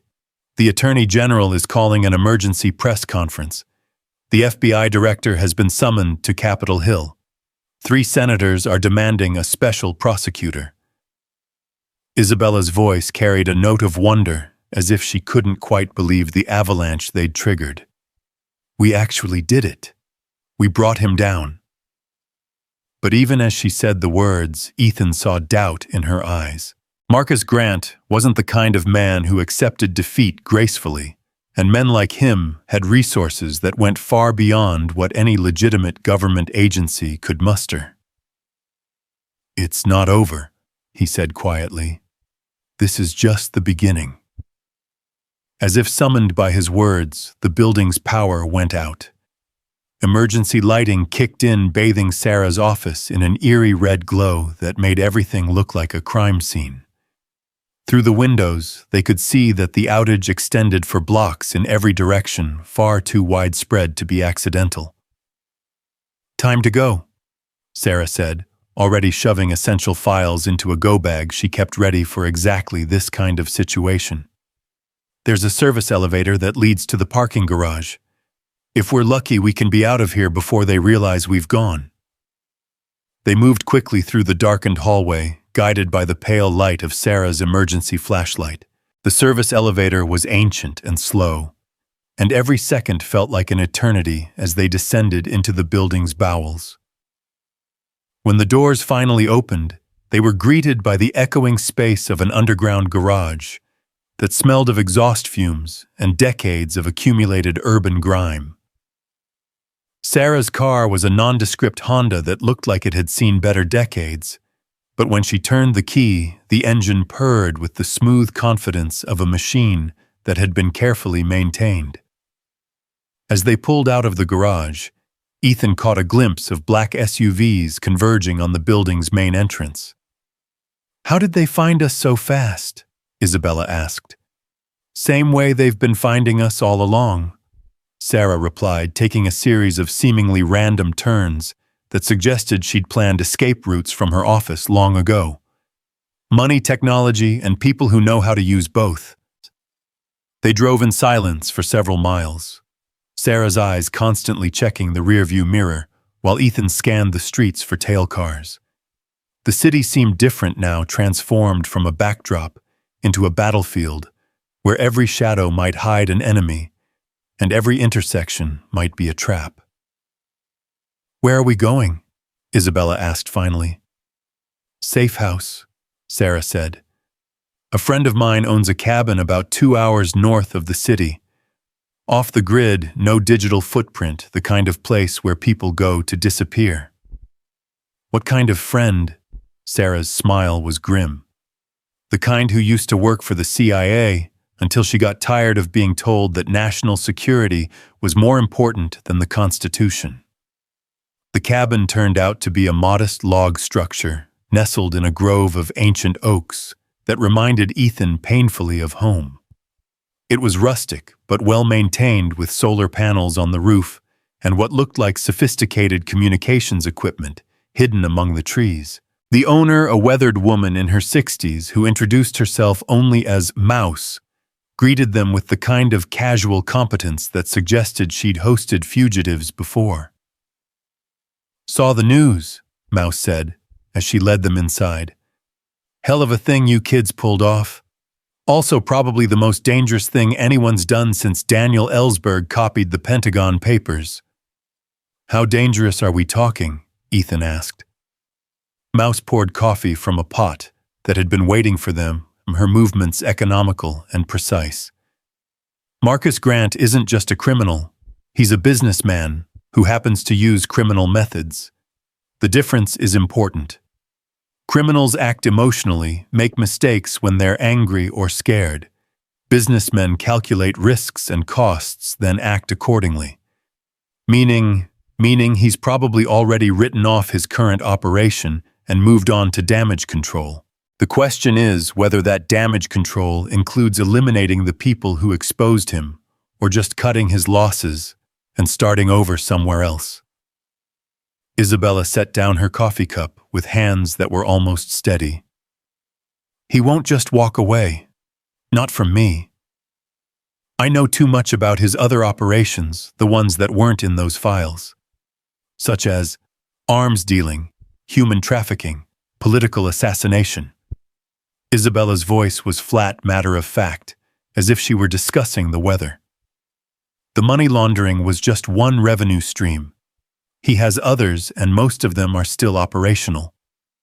Mouse nodded as if this confirmed something she'd already suspected. "Then he'll come after you." "Not immediately, he's too smart for that. He'll wait until the initial media frenzy dies down, until people start thinking about other things. Then he'll move." "How long do we have?" Sarah asked. "Days, maybe weeks. Depends on how patient he's feeling and how much pressure the authorities are applying." Mouse settled into a chair that had clearly been positioned to command a view of all the cabin's entrances. "In the meantime, you need to think about your next move. Going public was smart, but it won't keep you alive forever." They spent the afternoon planning their next steps, mapping out a strategy that felt less like journalism and more like guerrilla warfare. Sarah had contacts at the Justice Department who could provide protection in exchange for testimony, but that would mean months or years in hiding, living under assumed names, while prosecutors built their case. "There's another option," Isabella said quietly as evening shadows began to gather outside the cabin windows. "We could disappear. New identities, new lives somewhere far away from Marcus and his reach." "Run away?" Ethan asked. "Live," Isabella corrected. "Together, away from all this." The word hung in the air between them, heavy with possibility and temptation. Ethan looked at her, really looked at her, and saw not the broken woman he'd found chained to a tree, but someone who'd fought monsters and someone who'd risked everything to do the right thing. The idea of building a new life with her somewhere safe and quiet was almost unbearably appealing. But it was also impossible. "He'd find us eventually," Ethan said. "Men like your uncle don't forget, and they don't forgive. We could run to the ends of the earth and he'd still be out there waiting. So what do you suggest? We finish what we started." Isabella stared at him with those remarkable green eyes, and he saw fear there, but also something else, hope maybe, or at least the possibility of it. "The arms dealing and human trafficking operations," he continued. "You said you have information about them. We expose everything, not just the money laundering. We make him so radioactive that even his own people abandon him." "That's suicide," Mouse said flatly. "Going after his entire network, you might as well flaunt targets on your backs." "We already have targets on our backs," Sarah pointed out. "At least this way we're shooting back." They worked late into the night, poring over files and documents that painted a picture of criminal enterprise so vast and sophisticated that it beggared imagination. Marcus Grant's organization wasn't just a crime family. It was a multinational corporation that happened to traffic in human misery instead of consumer goods. The arms-dealing operation alone was staggering in scope, supplying weapons to rebel groups, terrorist organizations, and criminal cartels across 3 continents. The human trafficking network was even worse, moving thousands of people annually through a pipeline that stretched from Eastern Europe to the American heartland. "This isn't just about money," Isabella said, as she stared at shipping manifests that detailed cargo she didn't want to think about too closely. "It's about power. My uncle doesn't just want to be rich, he wants to be untouchable." "Nobody's untouchable," Ethan said. "Al Capone thought he was untouchable too," Sarah added.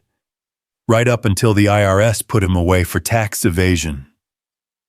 As dawn broke over the forest, they had assembled a second package of evidence that would make their first exposé look like a warm-up act. But they also knew that releasing it would be tantamount to declaring all-out war against one of the most dangerous men in the world. "We need an insurance policy," Mouse said, as they sat around her kitchen table surrounded by documents that could topple governments. "Something that guarantees your safety even after you go public." "What kind of insurance?" Mouse smiled, the first genuinely warm expression they'd seen from her. "The kind that only comes from having friends in very dark places." She disappeared into another room, returning with a satellite phone that looked like it had seen action in several wars. Her conversation was brief and conducted in what sounded like Russian, but when she hung up, her expression was satisfied. "I have a friend who used to work for the FSB before he decided that oligarchs and gangsters weren't worth dying for," she explained. "He now runs a very exclusive private security company that specializes in protecting people from other private security companies." "Mercenaries fighting mercenaries?" Ethan asked. "The best kind of insurance you can buy.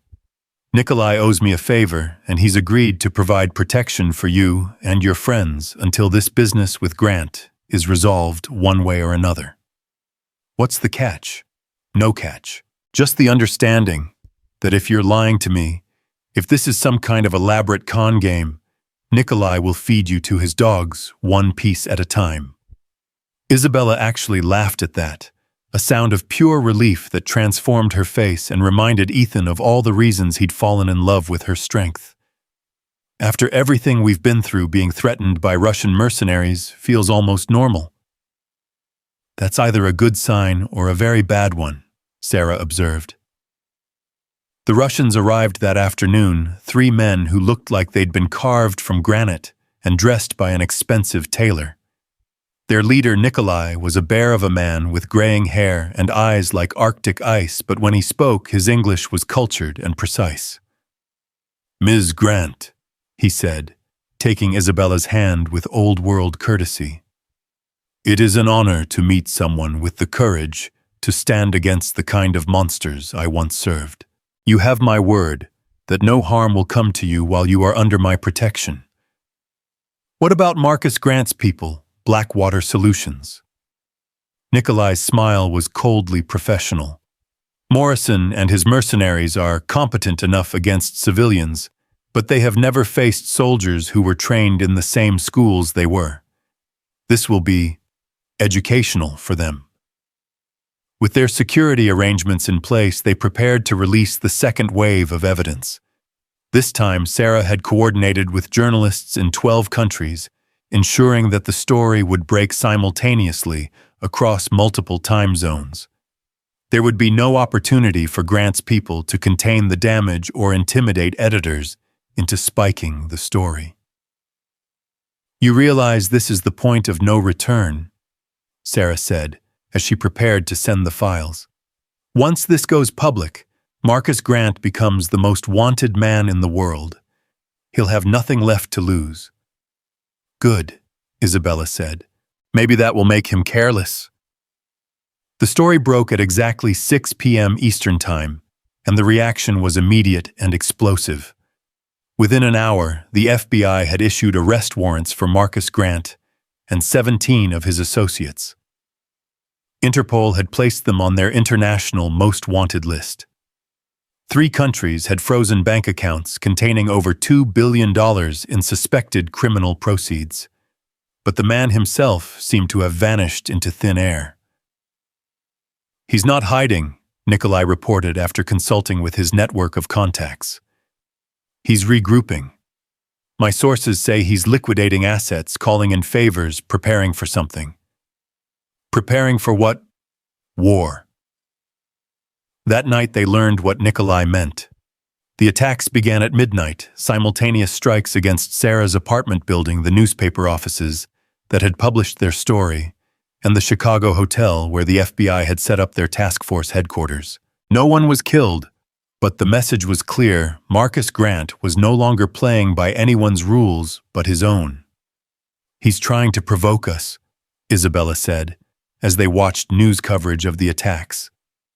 Force us to make a mistake, expose ourselves so his people can take us out. Or he's just venting his rage, Ethan suggested. You said he had a temper. Maybe seeing his empire crumble is making him irrational. Marcus is never irrational, Isabella said firmly. Every move he makes serves a purpose, even when it looks like random violence. The purpose became clear the next morning when Sarah's phone rang with a call from an unlisted number. She put it on speaker, and Marcus Grant's voice filled the cabin like poison gas. Hello, Isabella, he said, his tone conversational despite the circumstances. I hope you're enjoying your 15 minutes of fame. Uncle Marcus. Isabella's voice was steady, but Ethan could see her hands shaking. I was wondering when you'd call. Oh, my dear niece, I've been far too busy cleaning up the mess you've made to indulge in social calls. Do you have any idea how much damage you've done, how many people you've hurt? I know exactly how much damage I've done. Not nearly enough. Marcus's laugh was soft and cultured, the sound of a man who found genuine amusement in cruelty. You always were my favorite, Isabella. So bright, so determined, so beautifully naive. Did you really think that publishing a few documents would bring down an organization I've spent 20 years building? I think it's a good start. Perhaps. But every war has casualties, and I'm afraid you forced me to accept some rather unfortunate losses. The question is whether you're prepared to accept yours. The line went dead, leaving them staring at the phone in stunned silence. The threat had been veiled but unmistakable. Marcus Grant was escalating the conflict, and he was no longer concerned about collateral damage. We need to get you somewhere safer, Nikolai said immediately. This location is compromised. How could it be compromised? Mouse asked. Only 4 people knew we were here. 5, Nikolai corrected grimly. Someone told him where to call. The realization hit them like a physical blow. They had a traitor in their midst, someone who'd been feeding information to Marcus Grant from the very beginning. But who Mouse had been CIA, but that didn't necessarily mean anything. Intelligence agencies were notorious for their Byzantine loyalties. Sarah had contacts throughout the journalism world, any of whom might have been compromised. Even Nikolai and his men were professionals who sold their services to the highest bidder. It doesn't matter now, Ethan said, cutting through their mutual suspicion. What matters is getting Isabella somewhere safe and finishing this fight. There is no finishing this fight, Isabella said quietly. Don't you see, Marcus will never stop hunting us. Even if we destroy his current organization, he'll rebuild. Men like him always do. Then what do you suggest? Isabella was quiet for a long moment, staring out at the forest, where shadows were beginning to gather, despite the afternoon sun. When she spoke again, her voice carried a note of finality that made Ethan's blood run cold. "We end it," she said simply. "Not his organization. Him." "Isabella, no." Ethan reached for her hand, but she pulled away. "That's not who you are." "How do you know who I am?" she asked, turning to face him with eyes that had gone hard as winter ice. "How do you know what I'm capable of when the people I love are threatened?" The words hung between them like a confession and a promise. "People I love. Despite everything, the danger, the impossible odds, the likelihood that they would both be dead within days, she loved him. And he loved her with a desperate intensity that surprised him with its depth. "Because I know you," he said simply. "And the woman I know doesn't solve problems by becoming the very thing she's fighting against." Isabella's mask cracked, and for a moment he saw the girl she must have been, before the world taught her that survival required strength and strength required hardness. "Then what do we do, Ethan? How do we win a war against someone who has unlimited resources and no conscience?" "We do what your evidence has already started," Sarah said quietly. "We turn his own people against him. Criminals are loyal only as long as the money keeps flowing and the protection holds. Take away both, and they'll abandon him faster than you can imagine." "She's right," Nikolai added. "I've seen it happen before. When a criminal organization faces this kind of pressure, it usually implodes from within. Someone always decides that cooperation with authorities is preferable to a lifetime in prison." As if summoned by their words, Nikolai's phone buzzed with an encrypted message. He read it quickly, his expression growing more interested with each line. "It seems your uncle's problems are multiplying," he said. 3 of his lieutenants have contacted the FBI in the last 12 hours, offering to testify in exchange for immunity. His arms-dealing operation in Eastern Europe has been raided by Interpol. And most interesting of all, there's been a major withdrawal from one of his primary offshore accounts. Nearly $50 million moved to a bank in Switzerland. "Someone's stealing from him," Isabella breathed. "Or preparing to disappear before the whole structure collapses," Sarah suggested. "Either way, it's a sign that his organization is fracturing." They spent the rest of the afternoon monitoring news reports and intelligence updates, watching as Marcus Grant's criminal empire crumbled piece by piece. Arrests were made in 6 countries. Bank accounts were frozen. Shipping routes were disrupted. It was everything they'd hoped for when they first exposed his crimes, the systematic destruction of one of the world's most dangerous criminal organizations. But as evening approached, Ethan found himself growing more uneasy rather than less. Something felt wrong, though he couldn't quite put his finger on what it was. "It's too easy," he said finally, as they gathered around Mouse's kitchen table for dinner. "Grant's too smart to let his organization fall apart this quickly. This feels like a diversion," Isabella finished. "Like he's sacrificing the public parts of his empire to protect something more important." "Such as us," she said simply. "Everything we've seen today, the arrests, the raids, the defections, it's all been very public, very visible. The kind of thing that makes it look like law enforcement is winning. But what if that's exactly what he wants? What if he's using the chaos to mask a more targeted operation?" Before anyone could respond, the lights went out. This time there was no gradual dimming, no warning flicker, just sudden, complete darkness that transformed the cozy cabin into a potential tomb. "Everyone down!" Nikolai barked, his voice carrying the authority of someone accustomed to combat situations. "Windows, doors, anything that could provide cover for a shooter." They hit the floor as the first bullets shattered the kitchen window, sending glass cascading across the room like deadly confetti. The attack was professional, coordinated with shooters positioned to cover every possible escape route. "How many?" Sarah gasped, crawling toward the overturned table that provided their only cover. "At least 6. Nikolai replied, already returning fire with a pistol that had appeared in his hand as if by magic. "Maybe more. They're good military training quality equipment." "Blackwater?"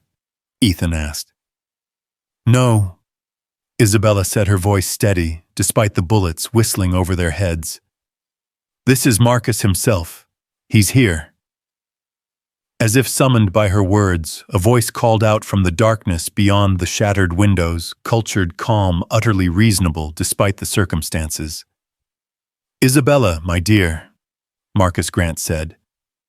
"I think it's time we had a family reunion." The gunfire stopped as suddenly as it had begun, leaving the cabin wrapped in an ominous silence that felt more dangerous than the bullets. Isabella's uncle had always been a showman, and this was his stage now: the darkness, the shattered glass, the fear that hung in the air like smoke. "I'm going to count to 10. Marcus Grant's voice drifted through the broken windows, conversational and patient, as if he were discussing the weather. "When I reach 10, my men are going to come inside and collect you. I'd prefer to do this civilized way, but I'm prepared to be less civilized if necessary." 1. Nikolai was already moving, his massive frame surprisingly graceful, as he gestured for his men to take positions by the rear exits. But Ethan could see the calculation in the Russians' eyes. They were outnumbered and outgunned, trapped in a structure that offered limited cover and no realistic escape routes. 2. "There's a root cellar," Mouse whispered, pointing toward a trap door hidden beneath a braided rug. "Connects to an old mine shaft that comes out near the lake." 3. Isabella shook her head firmly. "He'll just follow us. Marcus doesn't make threats he can't keep, and he doesn't play games he can't win. If he's here personally, it means he's already planned for every contingency." 4. "Then what do you suggest?" Sarah hissed, her journalistic composure finally cracking under the strain. 5. Isabella looked at Ethan, and in her eyes he saw something that made his heart clench with sudden terror. It was the look of someone who had already made an impossible choice, someone who was preparing to sacrifice everything for the people she loved. 6. "I go out there," she said quietly. "I talk to him. Maybe I can buy you time to escape." "Like hell," Ethan said immediately. "We're not leaving you." 7. "You have to," Isabella insisted. "Don't you see, this was always going to end with just him and me. Everything else, the evidence, the expose, the media attention, it was all just delaying the inevitable." 8. "She's right," Nikolai said grimly. "This is personal for him. He won't stop until he has her." 9. Isabella was already standing, brushing glass from her clothes with hands that were perfectly steady. "When I walk out there, you run. All of you. Get to the authorities, make sure the evidence we gathered sees the light of day, and make sure the world knows what happened here tonight."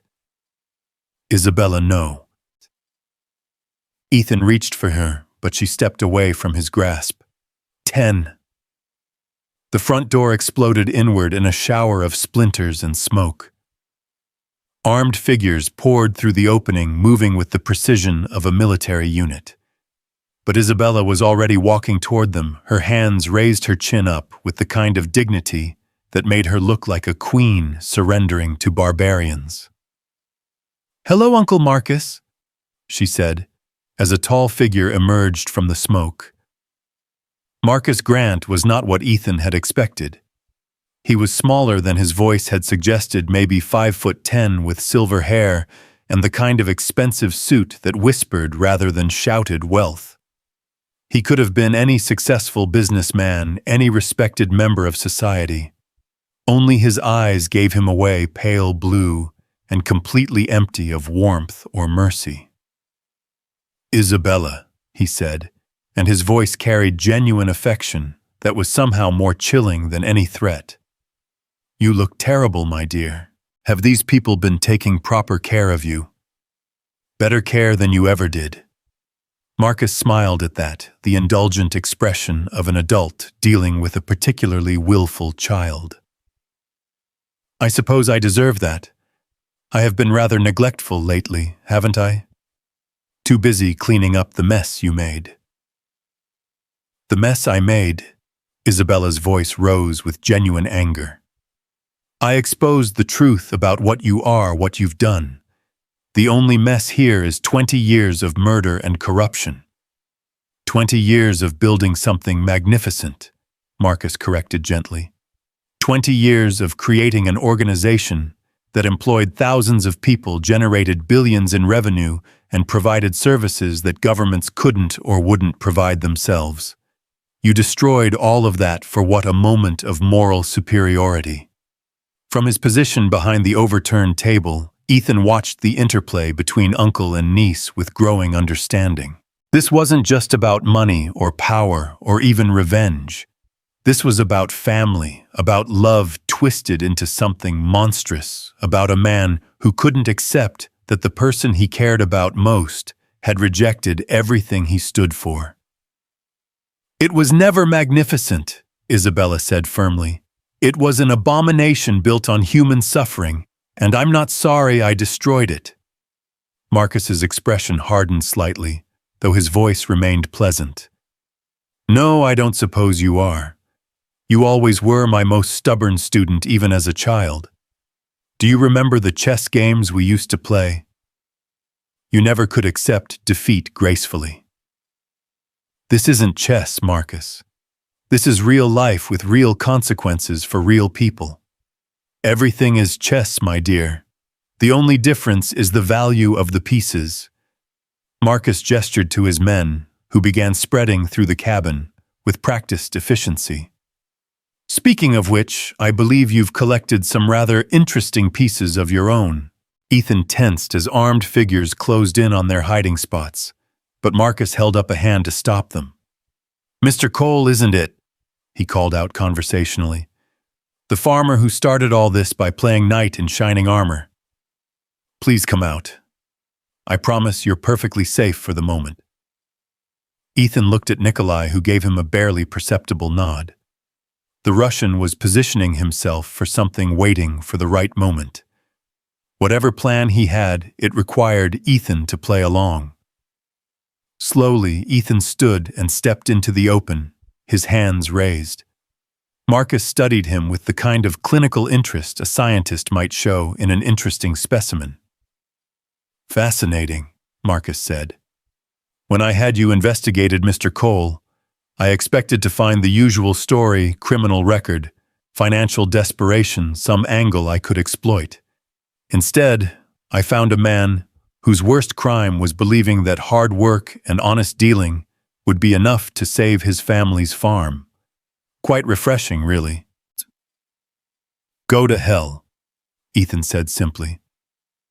Marcus laughed, a sound of genuine delight. "Oh, I like him, Isabella. He has backbone. I can see why you've grown fond of him." "Leave him out of this," Isabella said quickly. "This is between you and me." "I'm afraid it stopped being between you and Ma the moment you involved other people in our family business. Now I have to deal with journalists, federal agents, Russian mercenaries." Marcus glanced toward Nikolai's hiding spot with casual interest. "Yes, Mr. Volkov, I know you're there. Your reputation precedes you." Nikolai emerged from behind the kitchen counter with fluid grace, his weapon trained on Marcus despite being outnumbered 10-1. "Mr. Grant, I've heard interesting things about you. Nothing good, I hope. Nothing boring." Marcus smiled at that. "I do try to avoid tedium. Speaking of which, I believe we can resolve this situation to everyone's satisfaction with a minimum of additional violence."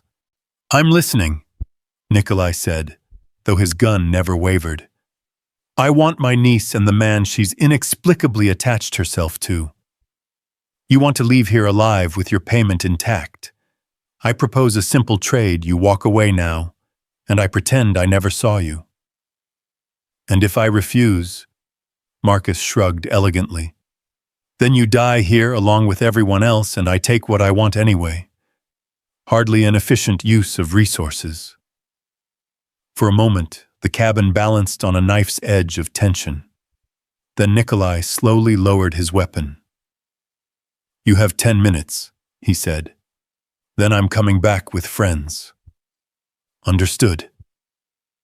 As Nikolai and his men filed out into the night, Ethan felt the last hope of rescue evaporating. They were alone now, with Marcus Grant and his private army, and whatever happened next would depend entirely on the complex dynamics between a criminal mastermind and the niece who had brought down his empire. Now then, Marcus said once they were gone, I believe we have some family business to discuss. He gestured for Isabella and Ethan to sit on the cabin's couch, then settled into the chair opposite them, with the casual confidence of a man completely in control of the situation. His bodyguards took positions around the room, silent and watchful as predators. You cost me approximately $4 billion, Marcus said conversationally. More importantly, you cost me 20 years of careful construction. Do you have any idea how difficult it will be to rebuild what you destroyed? I hope it's impossible, Isabella replied. Oh, it won't be impossible. Merely expensive and time-consuming. The question is whether you're going to help me or continue to be an obstacle. Isabella stared at her uncle with undisguised hatred. I'll never help you. Never is a very long time, my dear, and people can be persuaded to change their minds given the right incentives. Marcus glanced at Ethan with casual malice. The right pressure points. If you hurt him, I swear, you'll what? Marcus interrupted gently. Kill me. You don't have it in you, Isabella. You're too soft, too concerned with being the good person. It's your greatest weakness, and I must admit one of the things I love most about you. The word love hung in the air like a poisonous flower, beautiful and toxic in equal measure. Ethan realized with growing horror that Marcus Grant genuinely cared about Isabella. In his own twisted way, he loved her. That made him infinitely more dangerous than a simple criminal seeking revenge. I raised you. Marcus continued, his voice taking on a paternal warmth that was somehow more chilling than any threat. After your parents died when you had nowhere else to go, I took you in. I gave you everything, education, opportunities, a place in my organization. I treated you like a daughter. You treated me like a pawn, Isabella shot back, a useful piece in your games. I treated you like family, and family forgives, Isabella. Family always comes home. Not this time. Marcus sighed, and for a moment he looked genuinely sad. I was hoping you'd be reasonable. I really was. But I suppose some lessons can only be learned the hard way. He nodded to one of his men who stepped forward with something that looked like a small electronic device. Ethan recognized it with a chill, a cardiac defibrillator modified for purposes that had nothing to do with saving lives. Torture, Isabella said, her voice steady, despite the fear Ethan could see in her austere eyes. That's your solution. Education, Marcus corrected. You need to understand the consequences of your choices, not just for yourself, but for the people you claim to care about. Leave her alone, Ethan said, starting to rise from the couch. The nearest bodyguard pressed a gun to his temple with casual efficiency. Sit down, farmer boy. But Marcus waved the man away. No need for crude threats, Mr. Cole. We're all civilized people here. He turned back to Isabella with that same paternal expression. The choice is yours, my dear. Come home, help me rebuild what you destroyed, and your farmer lives. Continue to be stubborn and, Well, we'll start with him and work our way through everyone else you've involved in this mess. Isabella looked at Ethan, and he saw the exact moment when her resolve cracked. She was strong, stronger than anyone had a right to be, but everyone had a breaking point, and Marcus had found hers. "You bastard," she whispered. "I'm a businessman," Marcus replied. "I identify what people value most and use it to motivate them. In your case, it seems to be this earnest farmer who stumbled into something far beyond his understanding. He's twice the man you'll ever be. Perhaps, but he's also about to be dead if you don't start being reasonable." The torturer stepped forward again, and Ethan felt electricity arc between the device's contacts, a preview of what was coming. Isabella made a small, broken sound that cut through his heart like a blade. "Stop," she said quietly. "I'm sorry I didn't hear that. I said stop." Isabella's voice was stronger now, filled with the kind of resignation that came from accepting the unacceptable. "I'll do whatever you want. Just don't hurt him." Marcus smiled, the first genuinely warm expression Ethan had seen from him. "There's my good girl. I knew you'd see reason eventually."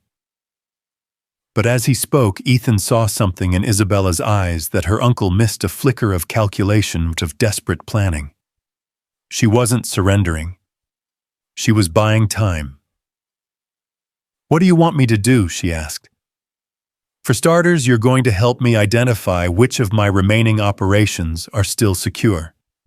Then you're going to use your newfound celebrity to publicly recant your accusations. A tragic case of coercion by unscrupulous journalists, perhaps. Stockholm Syndrome induced by your captors. And then you come home where you belong. We rebuild together stronger than before." Marcus leaned forward, his expression almost pleading. "It can be like it was Isabella. Before you got these foolish ideas about justice and morality. We can be a family again." Isabella nodded slowly, and Ethan felt his heart break as he watched her spirit crumble. Then she looked directly at him, and he saw something in her eyes that made him understand. She wasn't broken. She was preparing to fight back, and she needed him to be ready. "There's just one thing I need to know," she said to Marcus. "How did you find us here? This location was supposed to be secret." Marcus's smile turned predatory. "Oh, my dear, that's the best part. You've been broadcasting your location to me all along." "What?" "The shackles, Isabella, the ones you've been wearing since Mr. Cole so heroically freed you from that tree. Did you really think they were just old iron chains?" Ethan looked at Isabella's wrists and felt the blood drain from his face. The heavy manacles she'd been wearing since he found her were still there, partly hidden by the sleeves of her sweater. He'd been so focused on her injuries, so concerned with keeping her safe, that he'd never questioned why they hadn't removed them completely. "GPS tracking," Marcus explained with evident satisfaction. "Along with audio recording capabilities and a small explosive charge, nothing lethal, just enough to ensure compliance. I've been listening to your conversations, tracking your movements, staying one step ahead of your every plan." "You son of a bitch," Isabella breathed. "I'm thorough. It's why I've survived in this business for 20 years. Marcus stood straightening his suit jacket with casual precision. "Now shall we discuss the terms of your return to the family?" But Isabella was no longer listening.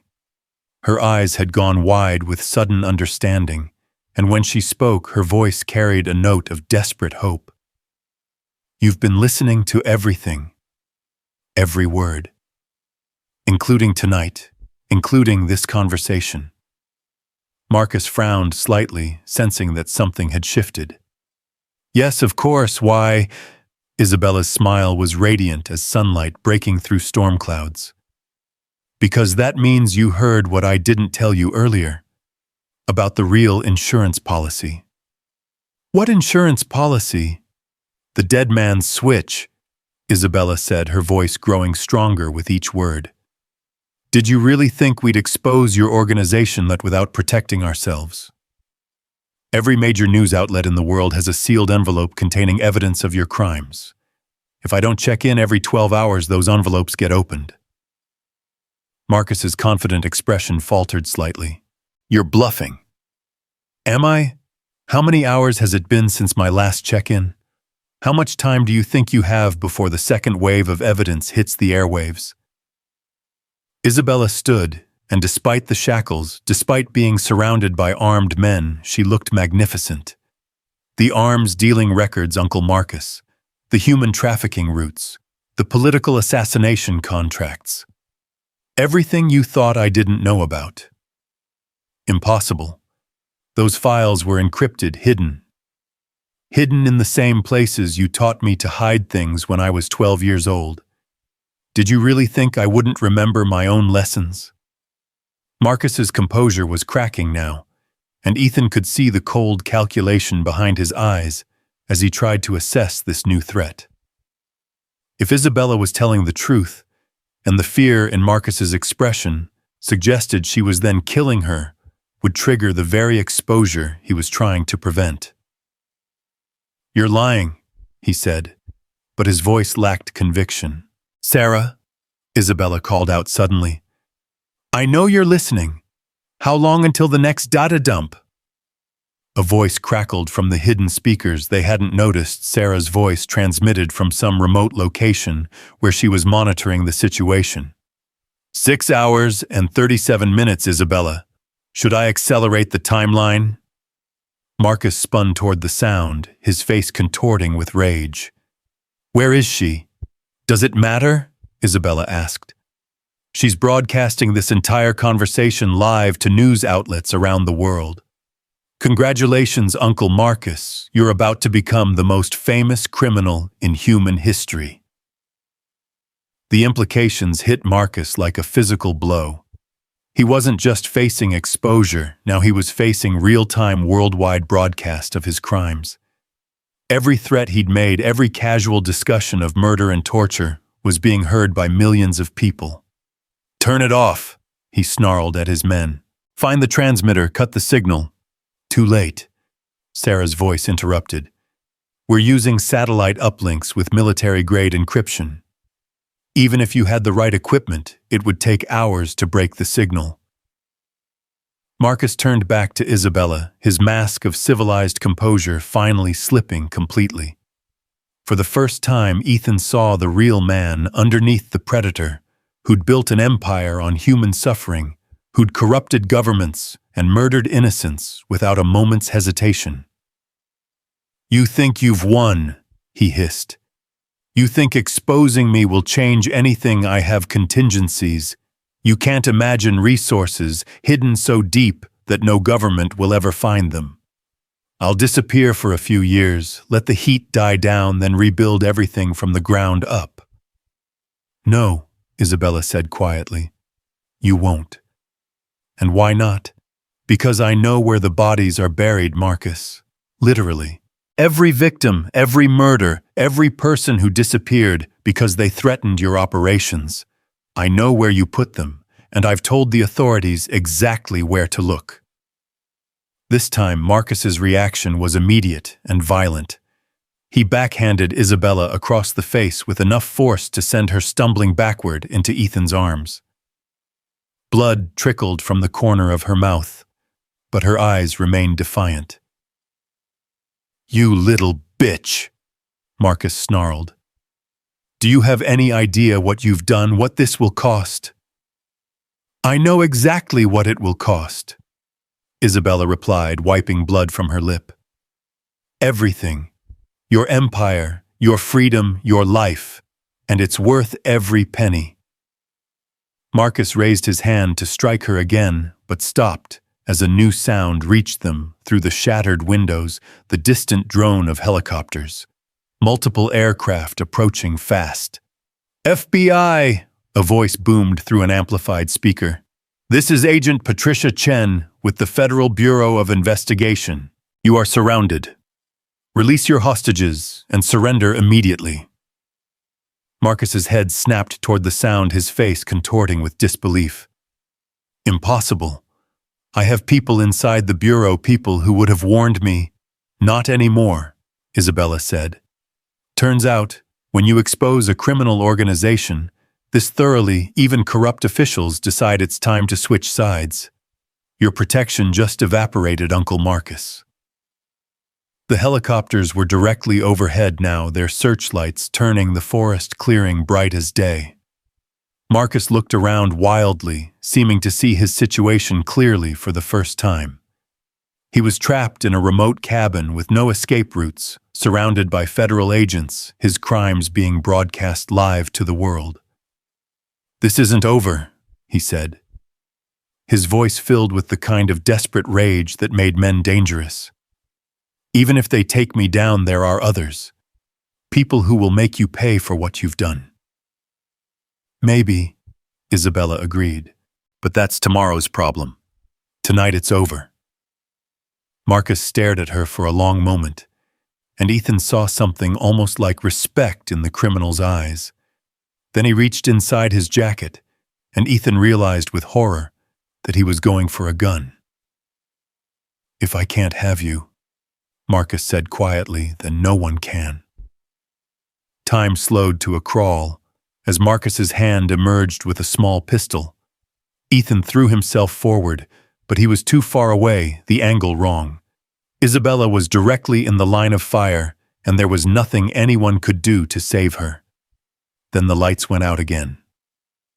In the chaos that followed, shouts, gunfire, the crash of federal agents storming through windows and doors. Ethan lost track of everything except Isabella's hand in his. They were pushed to the ground, covered by tactical officers, while around them, Marcus Grant's final gambit played out in violence and confusion. When the shooting stopped and the emergency lights came back on, Marcus Grant lay motionless on the cabin floor, his expensive suit soaked with blood. Beside him lay the modified defibrillator, its circuits fried by some kind of electromagnetic pulse that had shut down all the electronic devices in the cabin. "EMP grenade," one of the federal agents explained later. "Disabled their weapons' electronic components long enough for us to move in." But Ethan wasn't really listening. All his attention was focused on Isabella, who was finally having the tracking shackles cut from her wrists by a team of FBI technicians. When the last chain fell away, she looked down at her freed hands, with something approaching wonder. "It's over," she said softly. "It's really over." Agent Chen, a compact Asian woman with kind eyes and a no-nonsense demeanor, approached them as the crime scene was being processed. "Ms. Grant, I'm going to need you and Mr. Cole to come with us for debriefing. This investigation is far from over, and your testimony will be crucial to prosecuting the remaining members of your uncle's organization." "How long?" Isabella asked. "Months, possibly years. This is the largest organized crime case in FBI history, and we're going to need your help to unravel every thread." Agent Chen's expression softened slightly. "I know it's not what you want to hear, but the work you've started here, it's going to save lives. Thousands of them." Isabella nodded, accepting the burden that came with doing the right thing. Then she turned to Ethan, and in her eyes he saw not the broken woman he'd found chained to a tree, but someone who had faced monsters and emerged victorious. "What about your farm?" she asked. "The foreclosure?" "Funny thing about becoming a key witness in a federal case," Agent Chen interrupted with a slight smile. "The government tends to take a very protective interest in your well-being. I suspect the bank will find itself motivated to be more flexible about their payment schedules." Ethan laughed, the first genuine laugh he'd felt in longer than he could remember. "So much for my quiet farming life." "Would you miss it?" Isabella asked. "The quiet, I mean." "I used to think I would," Ethan said, taking her hand, her free hand unmarked by chains or shackles. "But I've learned something these past few days. Quiet is overrated when you don't have someone to share it with. Isabella smiled, and it was like watching the sun rise after the longest night in history. Then maybe we can be loud together. For a while. For a while. Or maybe forever. 3 months later, Ethan stood in the doorway of his farmhouse watching Isabella tend to the vegetable garden she'd insisted on planting, despite their uncertain future. The federal prosecution was proceeding, but slowly, and they'd been allowed to return to Cedar Grove while the investigation continued. The farm was safe, the government had indeed intervened with the bank, and the publicity from their story had brought supporters from around the world. Donations had poured in from people who believed that some stories were worth preserving, that some stands were worth taking, regardless of the cost.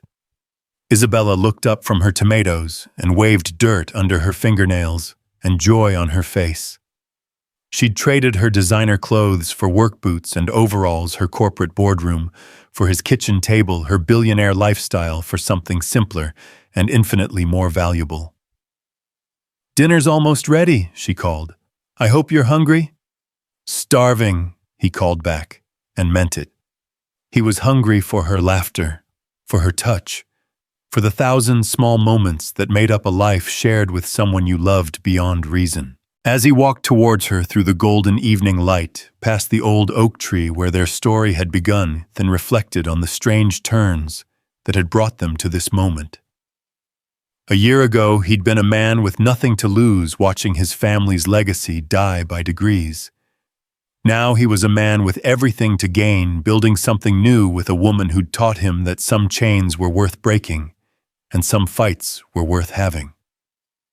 Isabella met him halfway across the yard, and when she kissed him, he could taste the future on her lips, uncertain, dangerous, but theirs to write together.